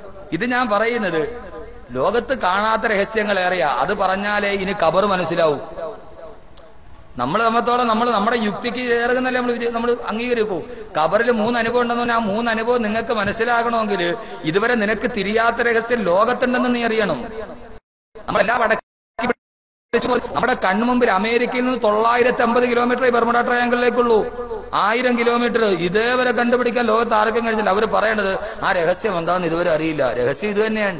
പക്ഷെ അള്ളാഹ്ക്ക് രഹസ്യമില്ലല്ലോ. യഅലമു ഖായിനത്തൽ അയ്യുനി വമാ തുഖ്ഫിസ് സുദൂർ. എല്ലാ രഹസ്യവും അറിയുന്നവൻ. വമാ തുഖ്ഫിസ് സുദൂർ, അള്ളാഹു ആണല്ലോ എല്ലാം അറിയുന്നത്. അള്ളാഹ് പറയുന്ന എന്താന്ന് നോക്കാം. മുസ്തഫ കെഞ്ചൂരി എന്ന് പറയുന്ന മനുഷ്യൻ ജിന്നുമായിട്ട് സംസാരിക്കും. അതിനകത്ത് ആരും വിഷമിക്കണ്ട. ഖുർആൻ ഒരു സൂറത്ത് തന്നെ ഉണ്ട്, സൂറത്തുൽ ജിന്ന്. وأنه كان رجال من الإنس يعوذون برجال من الجن فزادوهم رهقا. അല്ല പറയുകയാണ് അന്നഹു കാന റിജാലും മിനൽ ഇൻസി, പുരുഷന്മാരിലുള്ള മനുഷ്യരിലുള്ള കുറെ പുരുഷന്മാർ യഊദൂന ബിരിജാലിൻ മിനൽ ജിന്നി, ജിന്നുകളിലുള്ള പുരുഷന്മാരുമായി ഫസാദൂഹും റഹഖാ, അവര് പരസ്പരം സംസാരിച്ചു അത്രേ. ഖുർആൻ. ഇനിയിപ്പോ അതിനകത്ത് സംശയമില്ലല്ലോ, മനുഷ്യര് ജിന്നുമായിട്ട് സംസാരിക്കും. മനുഷ്യരെ പോലെ തന്നെ ഭൂലോകത്തുള്ള ഒരു സാധനമാണ് ജിന്ന്. ജിന്നെന്ന് പറഞ്ഞാൽ നമുക്ക് കാണാൻ പറ്റൂല. ജിന്നെന്ന് പറഞ്ഞാൽ അതിന്റെ അർത്ഥം മറഞ്ഞിരിക്കുന്നതാണ് അല്ലേ ഉസ്താദെ? ജന്ന എന്ന് പറഞ്ഞാൽ മറഞ്ഞിരിക്കുന്ന, ജിന്ന എന്ന് പറഞ്ഞാൽ നമ്മുടെ കണ്ണുകൊണ്ട് കാണാൻ പറ്റാത്തത്. നമ്മുടെ തൊട്ടടുത്ത് ചിലപ്പോ ജിന്നുണ്ടാവും, നമുക്ക് കാണാൻ പറ്റൂല. മിക്കവാറും പെണ്ണുങ്ങൾ കടന്നുറങ്ങൂല വീട്ടിൽ. ഉസ്താദിന് ജോലിയായിരിക്കും, 10-15 നൂല് ഓതി കൊടുക്കേണ്ടി വരും. ജിന്നെപ്പോഴും നമ്മുടെ തൊട്ടടുത്ത് തന്നെയുണ്ട്. ജിന്നുകളുടെ കാര്യത്തിൽ ആർക്കും സംശയം വേണ്ട. ശൈത്താൻ ആരാണ്? ജിന്നുകളിൽ നല്ല ആളുകളുണ്ട്, മനുഷ്യരിൽ നല്ല ആളുകൾ ഉള്ളതുപോലെ, മനുഷ്യരിൽ മുഅ്മിനീങ്ങളും ഫാസിഖീങ്ങളും ഉള്ളതുപോലെ ജിന്നുകളിലും മുഅ്മിനീങ്ങളായ ജിന്നുണ്ട്. എന്നാ തലതിരിഞ്ഞ ജിന്നുകളുണ്ട്. ആ തലതിരിഞ്ഞ ജിന്നിൽപ്പെട്ട ആളാണ് ശൈത്താൻ, അല്ലേ? ശൈത്താൻ ജിന്നാൻ, അല്ല വേറൊന്നുമല്ല. ഖുർആൻ സൂറത്തുൽ കഹ്ഫ്, കാന മിനൽ ജിന്നി ഫഫസക അൻ അംരി റബ്ബി, കാന ആ ശൈത്താനായിരുന്നു, മിനൽ ജിന്നി ജിന്നിൽ പെട്ടവനായിരുന്നു, ഫഫസക അൻ അംരി റബ്ബി, അല്ലാഹുവിനോട് അവൻ തെറ്റ് ചെയ്തവനാണ്. ഈ തലതിരിഞ്ഞ ജിന്നിനെയാണ് ശൈത്താൻ എന്ന് പറയുന്നത്. അപ്പൊ അതുകൊണ്ട് ജിന്നുകളോട് മനുഷ്യര് സംസാരിക്കും, മനുഷ്യരുമായിട്ട് സംവദിക്കും. ബഹുമാനപ്പെട്ട ഹുസൈൻ അഹമ്മദ് മദനി റഹ്മത്തുള്ളാഹി തആല അലൈഹി ദാറുൽ ഉലൂം ദൈവബന്ദിലെ ഹുസൈൻ അഹമ്മദ് മദനി റഹ്മത്തുള്ളാഹി തആല അലൈഹിയുടെ ദറസിൽ ജിന്നുകൾ വന്നിട്ട് ദറസിലുണ്ടായിരുന്നു. ദാറുൽ ഉലൂം ദൈവബന്ദില് ഹുസൈൻ അഹമ്മദ് മദനി റഹ്മത്തുള്ളാഹി ദറസ് എടുക്കുമ്പോൾ ജിന്നുകൾ വന്ന് കിതാബ് ഓതാൻ വേണ്ടി വന്നിരുന്നു. അവരവിടെ ഹോസ്റ്റലിൽ തന്നെ മുത്തല്ലിമീങ്ങളുടെ കൂടെ താമസിച്ചു. അങ്ങനെ ഒരു സംഭവം ഉണ്ടായി. രാത്രി ആയപ്പോ മുത്തല്ലിമീങ്ങളൊക്കെ റൂമിൽ കിടക്കുകയാണ് കട്ടില്. അപ്പൊ എല്ലാരും കിടന്നു കഴിഞ്ഞാല് ലൈറ്റ് ആര് ഓഫ് ആക്കണം, അങ്ങനെ ഒരു തർക്കം വരും. കാരണം എഴുന്നേറ്റ് നടന്നു പോയി ലൈറ്റ് ഓഫ് ആക്കിയിട്ട് വരും, എവിടെയും തട്ടി വീണില്ല, ഉറക്കം പോകും. അപ്പൊ എല്ലാവരും കിടന്നിട്ട് പറയും, നീ ഓഫാക്ക്, നീ എഴുന്നേറ്റ് ഓഫാക്ക്. അങ്ങനെ ആ റൂമിൽ വെച്ചൊരു വലിയ തർക്കം ഉണ്ടായി, ലൈറ്റ് ആര് ഓഫാക്കണം. അവസാനം ഇങ്ങേ മൂലേ കിടന്ന, ലൈറ്റിന്റെ സ്വിച്ച് എവിടെയാണ്, ഇങ്ങേ മൂലേ കിടന്ന ഒരാൾ പറഞ്ഞു ആരും തർക്കിക്കണ്ട, ഞാൻ ഓഫാക്കാന്ന്. അയാൾ ആ മൂലേ കിടന്നുകൊണ്ട് തന്നെ കൈ നീട്ടി ഓഫാക്കി. സ്വിച്ച് ബോർഡ് എവിടെയാണ്? ആ ജിന്ന് മൂലേ കിടന്നിട്ട്, ഇത് വലിയ അത്ഭുത സംഭവം ഒന്നുമല്ല, മൂലയെ കിടന്നിട്ട് അവിടെ കിടന്നുകൊണ്ട് തന്നെ കൈ നീട്ടി അങ്ങ് ഓഫാക്കി, അല്ലേ? ആ ജിന്നങ്ങാൻ ഇവിടെ ഉണ്ടാകുന്ന തേങ്ങ പറിക്കുക ഇത്ര ആളുകളെ നോക്കി കിടക്കണ്ട. ഒരു തേങ്ങ ഇടാൻ വേണ്ടി ഒരാളെ വിളിക്കുക എന്തൊരു അതാപ, കാറും കൊണ്ട് പോയി വിളിച്ചോണ്ട് വന്നാൽ കിട്ടൂല. അതേപോലെ ഒരു ജിന്നിനെ കിട്ടിയിരുന്നെങ്കിൽ, ജിന്ന സേവയുള്ളവരൊക്കെ ഉണ്ടല്ലേ, ആളുകൾ പേടിച്ച് അപ്പടാ കൂടെ നിൽക്കണ മനുഷ്യർക്ക് മനസ്സിലായത് ഏതാ സാധനമെന്ന്. പിറ്റേ ദിവസം വലിയ വിഷയമായി. അവസാനം ഹുസൈൻ അഹമ്മദ് മദനി റഹ്മത്തുള്ളാഹി ജിന്നിനെ പുറത്താക്കി. ജിന്നിനോട് പറഞ്ഞിട്ടുണ്ടായിരുന്നു ആളുകളെ കുറച്ച് ബഹളം ഉണ്ടാക്കരുത്, പേടിപ്പിക്കരുതുള്ള കരാറൊക്കെ വാങ്ങിച്ചിട്ടാണ് ഹുസൈൻ അഹമ്മദ് മദനി കൂട്ടിയത്. ഹുസൈൻ അഹമ്മദ് മദനി ജിന്നോട് പറഞ്ഞു ഇനി നീ പഠിക്കേണ്ട, പൊക്കോളാൻ പറഞ്ഞു, പുറത്താക്കി കോളേജിൽ നിന്ന്. അപ്പൊ ജിന്ന് എന്ന് പറയുന്ന സാധനം എല്ലായിടത്തും ഉണ്ട്. ബഹുമാനപ്പെട്ട മുസ്തഫ കെഞ്ചൂരി എന്ന് പറയുന്ന ഈജിപ്ഷ്യൻ പണ്ഡിതൻ പറയുന്നു, ബർമുഡ ട്രയാങ്കിളിൽ ജിന്നുകളുടെ ലീലാവിലാസമാണ്. അത് ജിന്നുകൾ താമസിക്കുന്ന പ്രദേശമാണ്.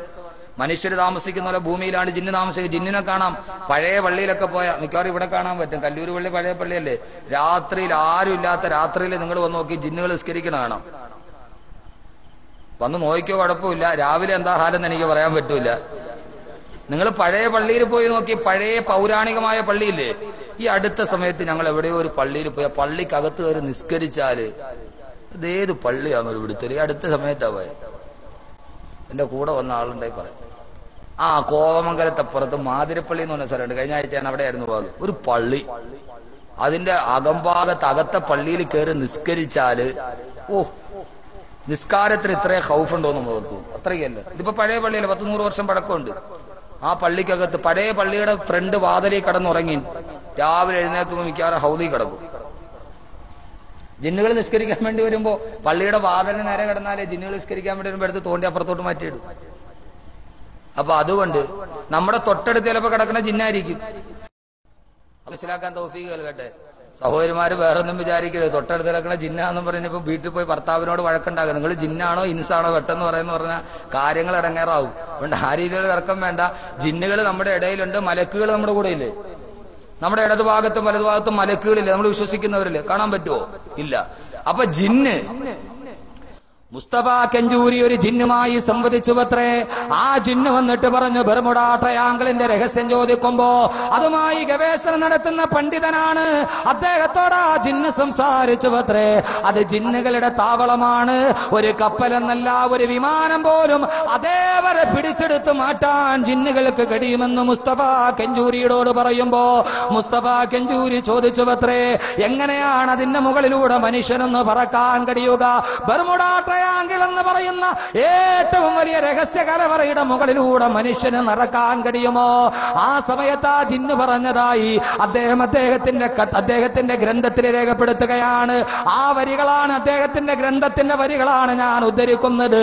അദ്ദേഹം പറയുകയാണ്, അതിലൂടെ കടന്നു പോകണമെങ്കിൽ അള്ളാഹു പറഞ്ഞിട്ടില്ലേ പോകേണ്ടത് എങ്ങനെയാണെന്ന്. അവിടെ ജിന്നുകൾ, മോശമായ ജിന്നുകളുണ്ട്, പിശാചുക്കളുണ്ട്. അവരാണ് ഈ കപ്പലുകളും വിമാനങ്ങളും തകർത്തു മാറ്റുക. അതിന്റെ മുകളിലൂടെ പറന്നു പോകണമെങ്കിൽ ആദ്യത്തെ ദിവസം ഞാൻ അൽഹംദുലില്ലാഹ് പഠിപ്പിച്ചല്ലോ. അതിന്റെ ഒരേ ഒരു കാരണം നിങ്ങൾ ചിന്തിച്ചു നോക്കുക. അല്ലാഹു പറയുകയാണ്, ഇന്നഹു ലൈസ ലഹു സുൽത്താനുൻ അലല്ലദീന ആമനൂ വഅലാ റബ്ബിഹിം യതവക്കലൂൻ. ഇന്നഹു ലൈസ ലഹു സുൽത്താൻ. ഒരിക്കലും മോശമായ ജിന്നുകൾക്കോ പിശാചുകൾക്കോ ഒരധികാരവും സ്വാധീനവും ചെലുത്താൻ കഴിയില്ല. ആരുടെ മേൽ? അലല്ലദീന ആമനൂ, അല്ലാഹുവിൽ ഈമാൻ കൊണ്ടവര്. അലല്ലദീന ആമനൂ വഅലാ റബ്ബിഹിം യതവക്കലൂൻ. അല്ലാഹുവിലെ തവക്കുലാക്കി മനസ്സിൽ ഈമാനുള്ളവർ അതിന്റെ മുകളിലൂടെ പറന്നു പോയാൽ, ആ ജിന്ന് പറഞ്ഞവത്രേ, ബർമുഡ ട്രയാങ്കിളിലൂടെ പറന്നു പോകുമ്പോ അള്ളാന്റെ തസ്ബീഹ് പറഞ്ഞിട്ടെങ്ങാനും ഒരു ദിക്ർ പറഞ്ഞ് പറന്നു പോയാൽ, അതാ നാവില് ദിക്ർ പറയുന്നവനാണെങ്കിൽ അൽഹംദുലില്ലാഹ് എന്ന് പറഞ്ഞാൽ, അള്ളാന്റെ നാമം പറഞ്ഞാൽ അതിന്റെ മുകളിലൂടെ പറന്നു പോകാം. ആ സമുദ്രത്തിലൂടെ യാത്ര ചെയ്യാം. ഒരു പ്രശ്നവുമില്ലെന്ന് അള്ളാന്റെ ഖുർആനല്ല പറഞ്ഞതെന്ന്. ലോകത്തിലെ ഏറ്റവും വലിയ സമസ്യക്ക് ഖുർആൻ പൂരണം നൽകുമ്പോ സഹോദരങ്ങളെ, ഞാനിനി പറയാൻ പോകുന്നത് അമേരിക്കയുടെ, ഞാൻ ഇത്രയേറെ പറഞ്ഞത് എന്താണെന്നറിയുമോ? നിങ്ങളുടെ കണ്ണും മനസ്സും എന്റെയും കണ്ണ് തുറക്കാൻ വേണ്ടിയാണ്. ഉസ്താദേ, നിങ്ങൾ പറയുന്ന ബർസഖിലെ 3 അനുഭവം നടക്കുന്നത് എവിടെയാ? നമ്മൾ ഇരിക്കുന്നതിന്റെ തൊട്ടുമുമ്പിൽ ഈ മതില് മാത്രമേ തടസ്സമുള്ളൂ. ഈ മണ്ണിന്റെ അടിയിൽ നടക്കുന്ന സംഭവമാണ് പറയാൻ പോകുന്നത്. കലൂര് പള്ളിയുടെ തൊട്ടടുത്ത് നടക്കുന്ന, ഇതെവിടെ നടക്കുന്നതാണ്? ആർട്ടിക്കലല്ല, അന്റാർട്ടിക്കലല്ല, പസഫിക്കിലല്ല, അട്ടിക്കിലല്ല. ഞാൻ ഈ പറയുന്ന സംഭവം നടക്കുന്നത് ഈ കാണുന്ന മണ്ണിന്റെ അടിയിലാണ്. ഈ മണ്ണിന്റെ അടിയിൽ നടക്കുന്ന, അതിൽ നിന്ന് 10 മീറ്റർ അടുത്ത് നിൽക്കുന്ന നാം അറിയുന്ന സംഭവമാണ്. അതുകൊണ്ടില്ലാന്ന് നിഷേധിക്കരുത്. ഈ ഭൂമിയിൽ തന്നെ നീ കാണാത്ത എത്രയോ നിരവധിയാണെന്ന് അള്ളാന്റെ വിശുദ്ധ ഖുർആൻ. അള്ളാഹു മനസ്സിലാക്കാൻ തൗഫീഖ് നൽകട്ടെ. ഇതേക്കാൾ ഇനി എത്രയോ രഹസ്യങ്ങൾ. ബർമുഡ ട്രയാങ്കിൾ, ഇന്നഹു പിശാച് ലൈസ ലഹു സുൽത്താനുൻ, അവൻ അധികാരം സ്വാധീനം ചെലുത്താൻ കഴിയില്ല. അലല്ലദീന ആമനു, ഈമാനുള്ളവരുടെ മുകളിൽ പറക്കട്ടെ. ലോകം ആ രീതിയിൽ ഗവേഷണം ചെയ്യട്ടെ. അള്ളാഹു ഖുർആൻ പഠിക്കാൻ തൗഫീഖ് നൽകട്ടെ. ഈ ഖുർആൻ വല്ലാത്ത സാധനം എന്റെ സഹോദരങ്ങളെ. പഠിക്കണം, ഖുർആൻ പഠിക്കണം. ഖുർആനെ കുറിച്ച് നമ്മൾ അറിയാത്തതുകൊണ്ട് വൈക്കം മുഹമ്മദ് ബഷീർ സാഹിത്യം എഴുതാൻ പഠിച്ചത് ഖുർആനിൽ നിന്നാണ്. വൈക്കം മുഹമ്മദ് ബഷീറില്ല, പാത്തുമാന്റെ ആട് എഴുതിയ ആള്. വൈക്കം മുഹമ്മദ് ബഷീർ മരിച്ചു കഴിഞ്ഞപ്പോൾ ഡോക്ടർ ലീലാവതി വൈക്കം മുഹമ്മദ് ബഷീറിനെ കുറിച്ചിട്ട് ഒരു പാരഗ്രാഫ് എഴുതി. അതിനകത്ത് ഡോക്ടർ ലീലാവതി പറഞ്ഞു, വൈക്കം മുഹമ്മദ് ബഷീറിന്റെ സാഹിത്യത്തിൽ എന്നെ ഏറ്റവും കൂടുതൽ സ്വാധീനിച്ചത് ഒരു വാക്കാണ്, വെളിച്ചത്തിന് എന്തോ ഒരു വെളിച്ചം. വൈക്കം മുഹമ്മദ് ബഷീർ എഴുതിയിട്ടുണ്ട്, വെളിച്ചത്തിന് എന്തോ ഒരു വെളിച്ചം. സാധാരണ നമുക്ക് വെളിച്ചം അറിയാം, വെളിച്ചത്തിന് പിന്നെ ഒരു വെളിച്ചമുണ്ട്. അതെന്തൊരു വാക്കാണ് മലയാളത്തിൽ, വെളിച്ചത്തിന് എന്തോ ഒരു വെളിച്ചം. വൈക്കം മുഹമ്മദ് ബഷീർ എവിടെ നിന്ന് എഴുതിയതാ? വൈക്കം മുഹമ്മദ് ബഷീറിന്റെ കൃതികളിൽ അറബി സാഹിത്യത്തിന്റെ സ്വാധീനം എന്ന വിഷയത്തിൽ PhD എടുത്ത ഡോക്ടർ മുഹമ്മദ് ബഷീർ അദ്ദേഹം പറയുന്നു, വൈക്കം മുഹമ്മദ് ബഷീർ ഖുർആനിൽ നിന്ന് എടുത്താണ്. നൂറുൻ അലാ നൂർ, വെളിച്ചത്തിന്റെ മേൽ വെളിച്ചം. അത് ഖുർആൻ മാത്രം ആ സാഹിത്യം പറഞ്ഞിട്ടുള്ളൂ. ആകാശത്തുകൂടി പോകുന്ന വിമാനം ഖുർആൻ കണ്ടിട്ട് കണ്ടുപിടിച്ചാണ്. ഇന്ന് അവകാശവാദമല്ല. ഇൻഷാ അല്ലാഹ് നമുക്ക് പിന്നീട് ഒരിക്കൽ പറയാം. അല്ലാഹു തൗഫീഖ് നൽകട്ടെ. ഇപ്പൊ തന്നെ എന്നോട് എല്ലാവരും പറഞ്ഞ മുമ്പായിരിക്കും നിർത്തണമെന്നാണ്.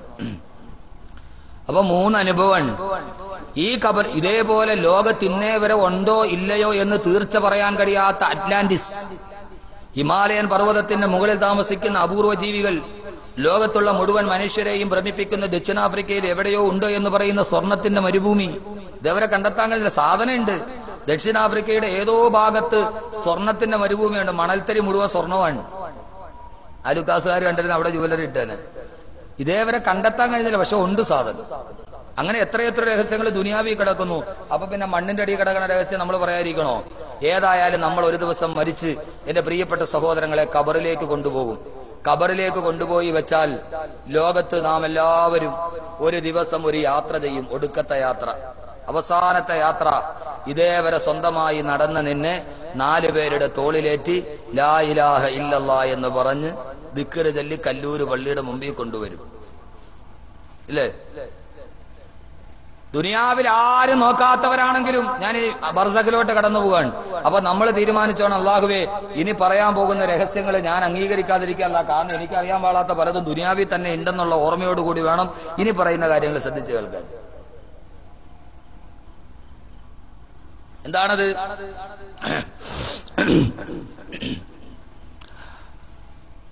ഈ ഭൂമിയിൽ നിന്ന് വിട പറഞ്ഞു പോകുന്ന നാം 4 പേരുടെ തോളിലേറി മരണത്തിന്റെ അടിമയായി ഈ മരണത്തോട് മല്ലടിച്ചു കഴിയുന്ന നാം മരണത്തോടെ വിട പറഞ്ഞ് 4 പേരുടെ തോളിലേറി നിന്നെ കൊണ്ടുപോവുകയാണ്. തൽബിയത്ത് ചൊല്ലി ലാ ഇലാഹ ഇല്ലല്ലാഹ്, ലാ ഇലാഹ ഇല്ലല്ലാഹ്.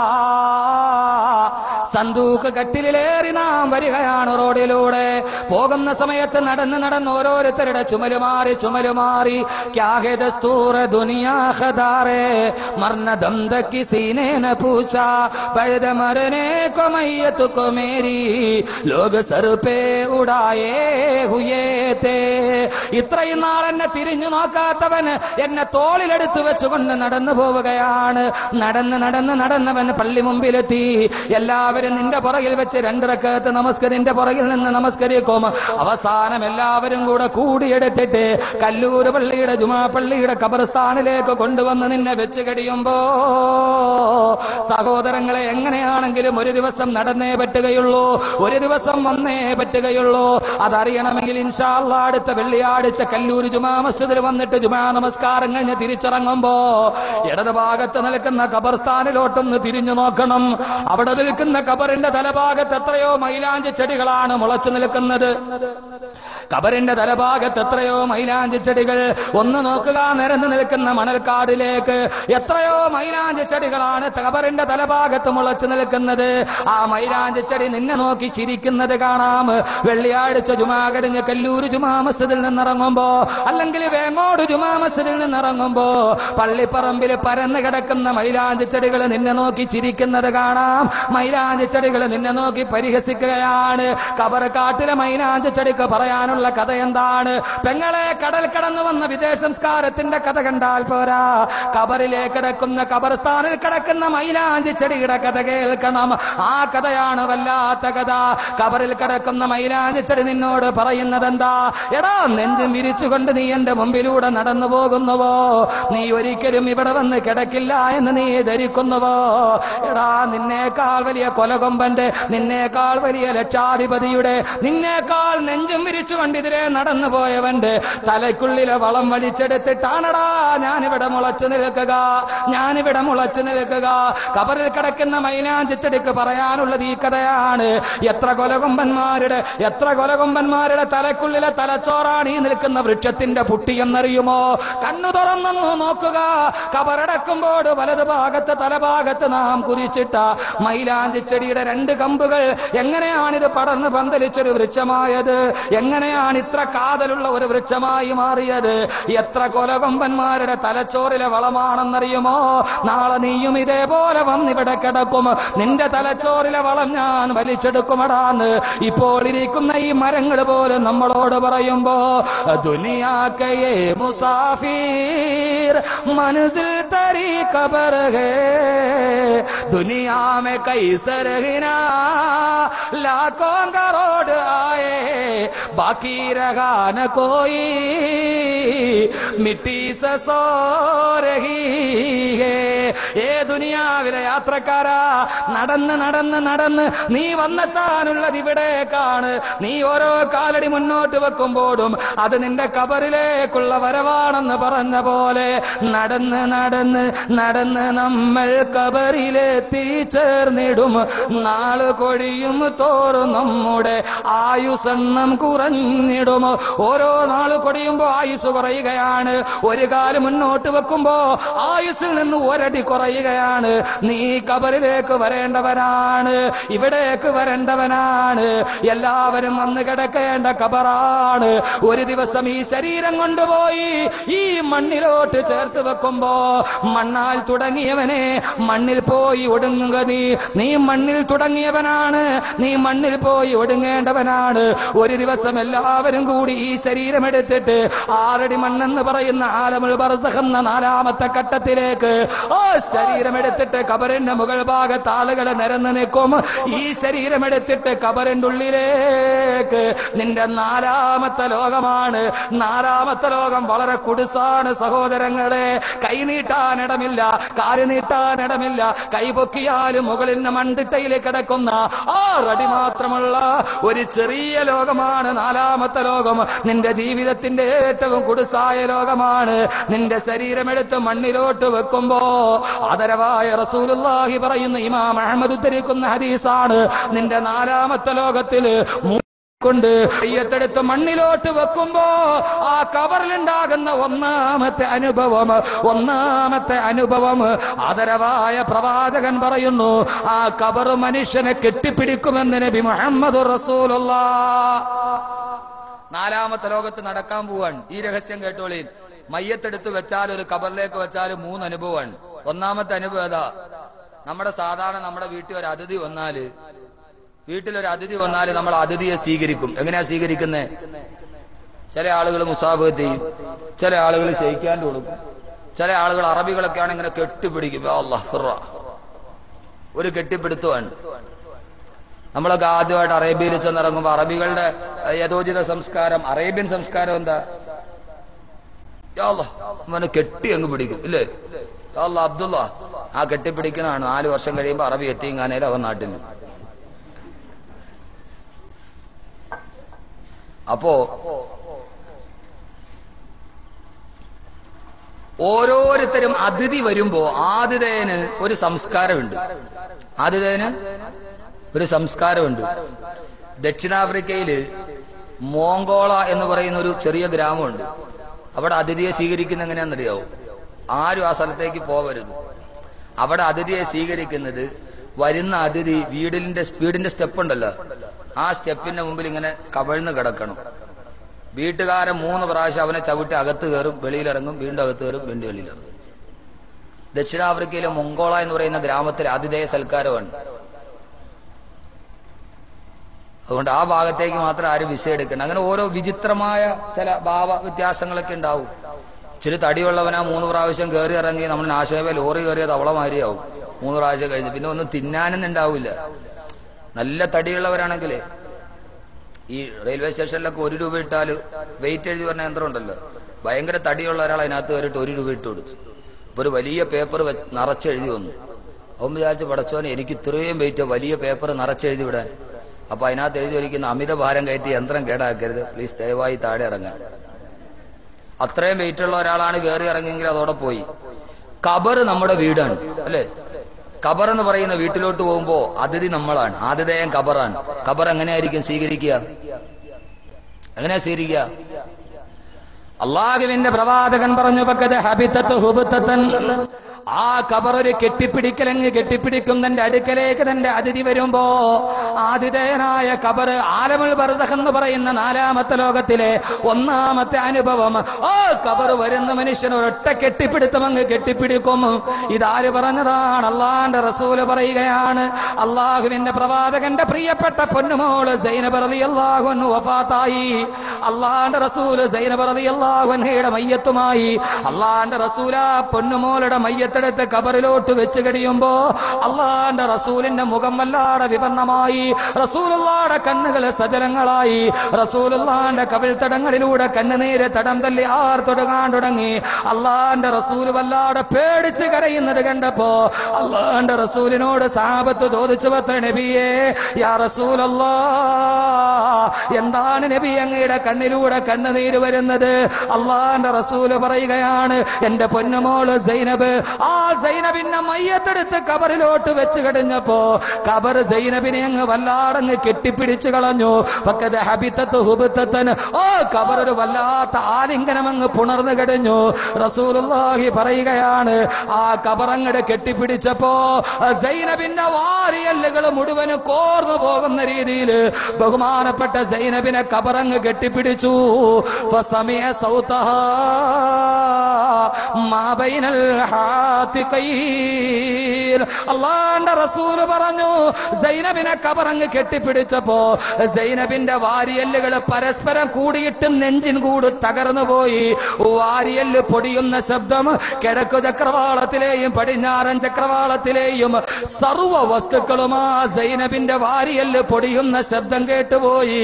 എന്റെ പൊന്നുമോള് സൈനബിന്റെ മയ്യത്തെടുത്ത് കബറിലോട്ട് വെച്ചപ്പോ കബറന്റെ സൈനബിനെ കെട്ടിപ്പിടിച്ചപ്പോ അവളുടെ വാരിയല്ല് പൊടിയുന്ന ശബ്ദം ഞാൻ എന്റെ ചെവി കൊണ്ട് കേട്ടു. അത് കേട്ടിട്ടാണ് ഞാൻ കരഞ്ഞു പോയതെന്ന് ആദരവായ പ്രവാചകൻ നബി മുഹമ്മദ് റസൂലുള്ളാഹ്. എന്റെ സഹോദരങ്ങളെ, ഇനി നിങ്ങൾ ശ്രദ്ധിച്ചു കേൾക്കണേ. ആലമുൽ ബർസഖ് എന്ന് പറയുന്ന 6 അടി പോലും ഇല്ലാത്ത നാളെ ഞാൻ നിങ്ങളെ സുനിശ്ചിതമായി കിടക്കുന്ന ആ കബറിലോട്ട് കടന്നു ചെന്നാൽ എത്ര വലിയവനാണെങ്കിലും കബറൊരു കെട്ടിപ്പിടുത്തം പിടിക്കും. ആ കെട്ടിപ്പിടത്തിൽ നിന്ന് ആരും ഒടിവല്ലെന്ന് നബി മുഹമ്മദ് റസൂലുള്ളാഹ്. എന്റെ ശബ്ദം കേൾക്കാൻ ഇവിടെ തടിച്ചുകൂടിയ കല്ലൂരെ എന്റെ പ്രിയപ്പെട്ട പെങ്ങളോട്, സഹോദരിമാരെ, റസൂലുള്ളാഹിന്റെ മോളുടെ കഥയാണ് ഈ പറയുന്നത്. സാധാരണക്കാരിയല്ല, അഹ്ലു ബൈത്തിൽപ്പെട്ട അള്ളാഹുവിന്റെ റസൂലിന്റെ കുടുംബ പരമ്പരയിൽപ്പെട്ട അള്ളാഹുവിന്റെ റസൂലുള്ളാഹി സ്വല്ലല്ലാഹു അലൈഹി വസല്ലമയുടെ പ്രിയപ്പെട്ട പൊന്നുമോളെ കബറങ്ങട് കെട്ടിപ്പിടിച്ചപ്പോ വാരിയല്ലുകൾ പൊടിയുന്ന ശബ്ദം കിഴക്ക് ചക്രവാളത്തിന്റെയും പടിഞ്ഞാറൻ ചക്രവാളത്തിലുമുള്ള സർവ്വ വസ്തുക്കളും കേട്ടുപോയി എന്ന് പറയുമ്പോ എന്റെയും നിങ്ങളുടെയും ഒക്കെ അവസ്ഥ എന്താ? അതുകൊണ്ട് എന്റെ സഹോദരിമാരോട് ഞാൻ പറയുകയാണ്, സഹോദരങ്ങളെ, യാ മഅ്ശറൻ നിസാ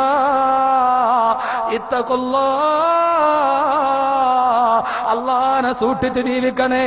എന്റെ സഹോദരിമാർക്ക് വേണ്ടി ഞാൻ 5 ദിവസം വയത് പറഞ്ഞിട്ട് അഹമ്മദ് കബീർ ബാക്കവി 5 ദിവസം വയലേറ്റിട്ട് ഞങ്ങൾക്ക് വേണ്ടി ഒന്നും പറഞ്ഞില്ല എന്ന പരാതി വേണ്ട. ഒരൊറ്റ കാര്യം ഞാൻ പറയട്ടെ. അള്ളാന്റെ റസൂല് പറഞ്ഞു, ആരെ കൊണ്ടുപോയി കബറിലോട്ട് വെച്ചാലും, എത്ര വലിയ തങ്ങളാണെങ്കിലും എത്ര വലിയ ഹാഫിളാണെങ്കിലും കബറ് കെട്ടിപ്പിടിക്കാതിരിക്കില്ല. ഈ കബറിന്റെ കെട്ടിപ്പിടുത്തത്തിൽ നിന്ന് ഇതേവരെ ആരും ഒഴിവായിട്ടില്ല. ഒരേ ഒരാളൊഴികെ ഒരാളെ മാത്രം കബറ് കെട്ടിപ്പിടുത്തത്തിൽ നിന്ന് ഒഴിവാക്കിയെന്ന് ലോകത്തിതേവരെ കള്ളം പറഞ്ഞിട്ടില്ലാത്ത മുഖ്ബിറെ സാദിഖ് നബി മുഹമ്മദ് റസൂലുള്ളാഹ്. ആര് പോയാലും കബറ് കെട്ടിപ്പിടിക്കും. ഞാനാണെങ്കിലും നിങ്ങളാണെങ്കിലും. അള്ളാഹു കാത്തുരക്ഷിക്കട്ടെ. സൈനബിന്റെ അവസ്ഥ ഇതാണ്. പിന്നെ നമ്മുടെ കാര്യം പറയണോ? റസൂലുള്ളാഹി പറഞ്ഞു, എല്ലാരെയും കബർ ഇങ്ങനെ ഞെരുക്കും, പക്ഷെ ഒരാളൊഴികെ ഒരാളെ മാത്രം കബർ വെച്ചിട്ട് ഞെരുക്കില്ല. അതാരാ?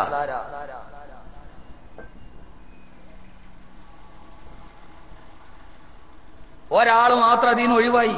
ആരാണത്? റസൂലുള്ളാഹില്ല. റസൂലുള്ളാഹിക്ക് ഒഴിവാണല്ലോ, ഇന്നിപ്പോ അത് പറയേണ്ട കാര്യമില്ലല്ലോ. ഞാൻ തൽക്കാലം നിങ്ങളെ വിടുകയാണ്. എന്റെ സഹോദരിമാർ ഇങ്ങോട്ട് ശ്രദ്ധിക്കും. ഞാൻ 5 ദിവസം വാള് വന്നിട്ട് നിങ്ങൾക്ക് വേണ്ടി പറഞ്ഞില്ല എന്നുള്ള പരാതി ഉണ്ട്. ഒറ്റ കാര്യം നിങ്ങൾ അത് മാത്രം ജീവിതത്തിൽ ഓർത്താൽ മതി. ഇത്രയേറെ ആളുകൾ ഉണ്ടായിട്ടും അതിൽ നിന്ന് ഒഴിവായത് ഒരു സ്ത്രീയാണ്. ആരാണ് ആ സ്ത്രീ? ഒരേ ഒരു സ്ത്രീക്ക് മാത്രം ഒഴിവാക്കി കൊടുത്തു അള്ളാഹു. ഒരു സ്ത്രീ ഉന്നതിയിലെത്തിയാൽ എവിടം വരെ എത്താമെന്നുള്ളതിന്റെ തെളിവാണിത്. ഒരു സ്ത്രീ, അവൾ സ്ത്രീ ആയാൽ, സഹോദരങ്ങളെ, സ്ത്രീകളുടെ പദവി എന്താണ്? അള്ളാന്റെ റസൂല് ജനിച്ചത് മക്കയിലാണ്. റസൂലുള്ള കബറടക്കപ്പെട്ടതോ മദീനയിലാണ്. റസൂലുള്ളാഹി ഇബ്രാഹിം നബിയാണ് കഅബാലയം പണിതത്. പക്ഷെ ഇബ്രാഹിം നബിയുടെ കബർ കഅബാലയത്തിന്റെ മുമ്പിലാകാൻ അല്ലാഹു തൗഫീഖ് കൊടുത്തില്ല. ഇബ്രാഹിം നബിയുടെ കബറിടം ഫലസ്തീനിലാണ്. കഅബാലയം പണിത ഇബ്രാഹിം നബി. ആ ഇബ്രാഹിം നബിയുടെ കഅബാലയത്ത് മുറ്റത്ത് കിടന്നുറങ്ങിയില്ല, ഫലസ്തീനിലാണ് കിടന്നുറങ്ങിയത്. ലോക മുസ്ലിമീങ്ങൾ 168 കോടി മുസ്ലിമീങ്ങൾ നെഞ്ച് തിരിച്ചു വച്ചിരിക്കുന്ന കഅബാലയത്തിന്റെ മുറ്റത്ത് അന്ത്യവിശ്രമം കൊള്ളാൻ അള്ളാഹു ലോകത്താർക്കെങ്കിലും ഒരു മഹാഭാഗ്യം കൊടുത്തിട്ടുണ്ടെങ്കിൽ ആ മഹാഭാഗ്യം വാങ്ങിച്ചത് ഒരു കറുമ്പി പെണ്ണായിരുന്നു. കറുകറുത്ത ഒരു പെണ്ണ്, ബീവി ഹാജർ റളിയല്ലാഹു അൻഹ. വേറെ ആരെയും കബറില്ല കഅബാലയത്തിന്റെ മുറ്റത്ത്. കഅബാലയത്തിന്റെ മുറ്റത്ത് കബറടക്കപ്പെട്ടത് ഒരു സ്ത്രീയാണ്. ഒരു സ്ത്രീ എന്ന് മാത്രമല്ല, ഒരു കറുകറുത്ത അമേലു വർഗത്തിൽപ്പെട്ട അടിമപ്പെണ്ണ് ബീവി ഹാജർ റളിയല്ലാഹു അൻഹ. അള്ളാന്റെ റസൂലിന്റെ വഫാത്തിനും അടുത്ത കാലഘട്ടത്തിലെ സഹാബികളുടെ വഫാത്തിനും ശേഷം ഇസ്ലാമിക ലോകത്ത് ഏറ്റവും കൂടുതൽ ഇൽമുണ്ടായിരുന്ന വ്യക്തി ഒരു പെണ്ണായിരുന്നു ബീവി ആയിഷ റളിയല്ലാഹു അൻഹ. എന്റെ പ്രിയപ്പെട്ട സഹോദരങ്ങളെ, സഹോദരിമാരെ, അള്ളാഹുവിന്റെ വിശുദ്ധനായ പ്രവാചകൻ പറഞ്ഞു അതിൽ നിന്ന് രക്ഷപ്പെട്ടത് ഒരു പെണ്ണായിരുന്നു. ആരായിരുന്നു ആ പെണ്ണ്? അള്ളാഹുവിന്റെ പ്രവാചകൻ പറഞ്ഞു, ഇല്ലാ ഫാത്തിമ ബിൻത് അസദ് റളിയല്ലാഹു അൻഹ. ഫാത്തിമ ബിൻത് അസദ് റളിയല്ലാഹു അൻഹയൊഴികെ, ഫാത്തിമ ബിൻത് അസദ് റളിയല്ലാഹു അൻഹയൊഴികെ. ആരാണ് ഒഴിവായത്? റസൂലുള്ളാഹിയുടെ മോള് ഫാത്തിമയല്ല. റസൂലുള്ളാഹിയുടെ മോള് ഫാത്തിമയല്ല, ഫാത്തിമ ബിൻത് അസദ് റളിയല്ലാഹു അൻഹ അള്ളാഹുവിന്റെ റസൂലിന്റെ പോറ്റുമ്മയാണ്. അലി റളിയല്ലാഹു അൻഹുവിന്റെ മാതാവാണ്. അബൂ താലിബിന്റെ ഭാര്യയായ അലി റളിയല്ലാഹു അൻഹുവിന്റെ മാതാവായ ഇല്ലാ ഫാത്തിമ ബിൻത് അസദ് റളിയല്ലാഹു അൻഹ. അവര് മാത്രം അതിൽ നിന്ന് രക്ഷപ്പെട്ടു പോയി. ഫാത്തിമ ബിൻത് അസദ് റളിയല്ലാഹു അൻഹയുടെ മയ്യത്ത് സംസ്കരിക്കുമ്പോ അള്ളാഹുവിന്റെ റസൂൽ എല്ലാത്തിനും കൂടെയുണ്ട്. മയ്യത്ത് പൊതിഞ്ഞത് റസൂലുള്ളാഹിയാണ്, മയ്യത്ത് ചുമന്നതും റസൂലുള്ളാഹിയാണ്. എന്തോ ഒരു ഭാഗ്യമാണെന്നറിയുമോ? ജിബ്രീൽ വന്നിരുന്ന ചുമലിൽ കയറി യാത്രയായി ഖബറിലേക്ക് ഫാത്തിമ ബിൻത് അസദ് റളിയല്ലാഹു അൻഹ. ചില സമയത്ത് റസൂലുള്ളാഹി മയ്യത്തിന്റെ മുമ്പിൽ നടക്കും, ചിലപ്പോൾ പുറകിൽ നടക്കും. കാരണം അള്ളാഹുവിന്റെ റസൂലിന്റെ പോറ്റുമ്മയാണ്.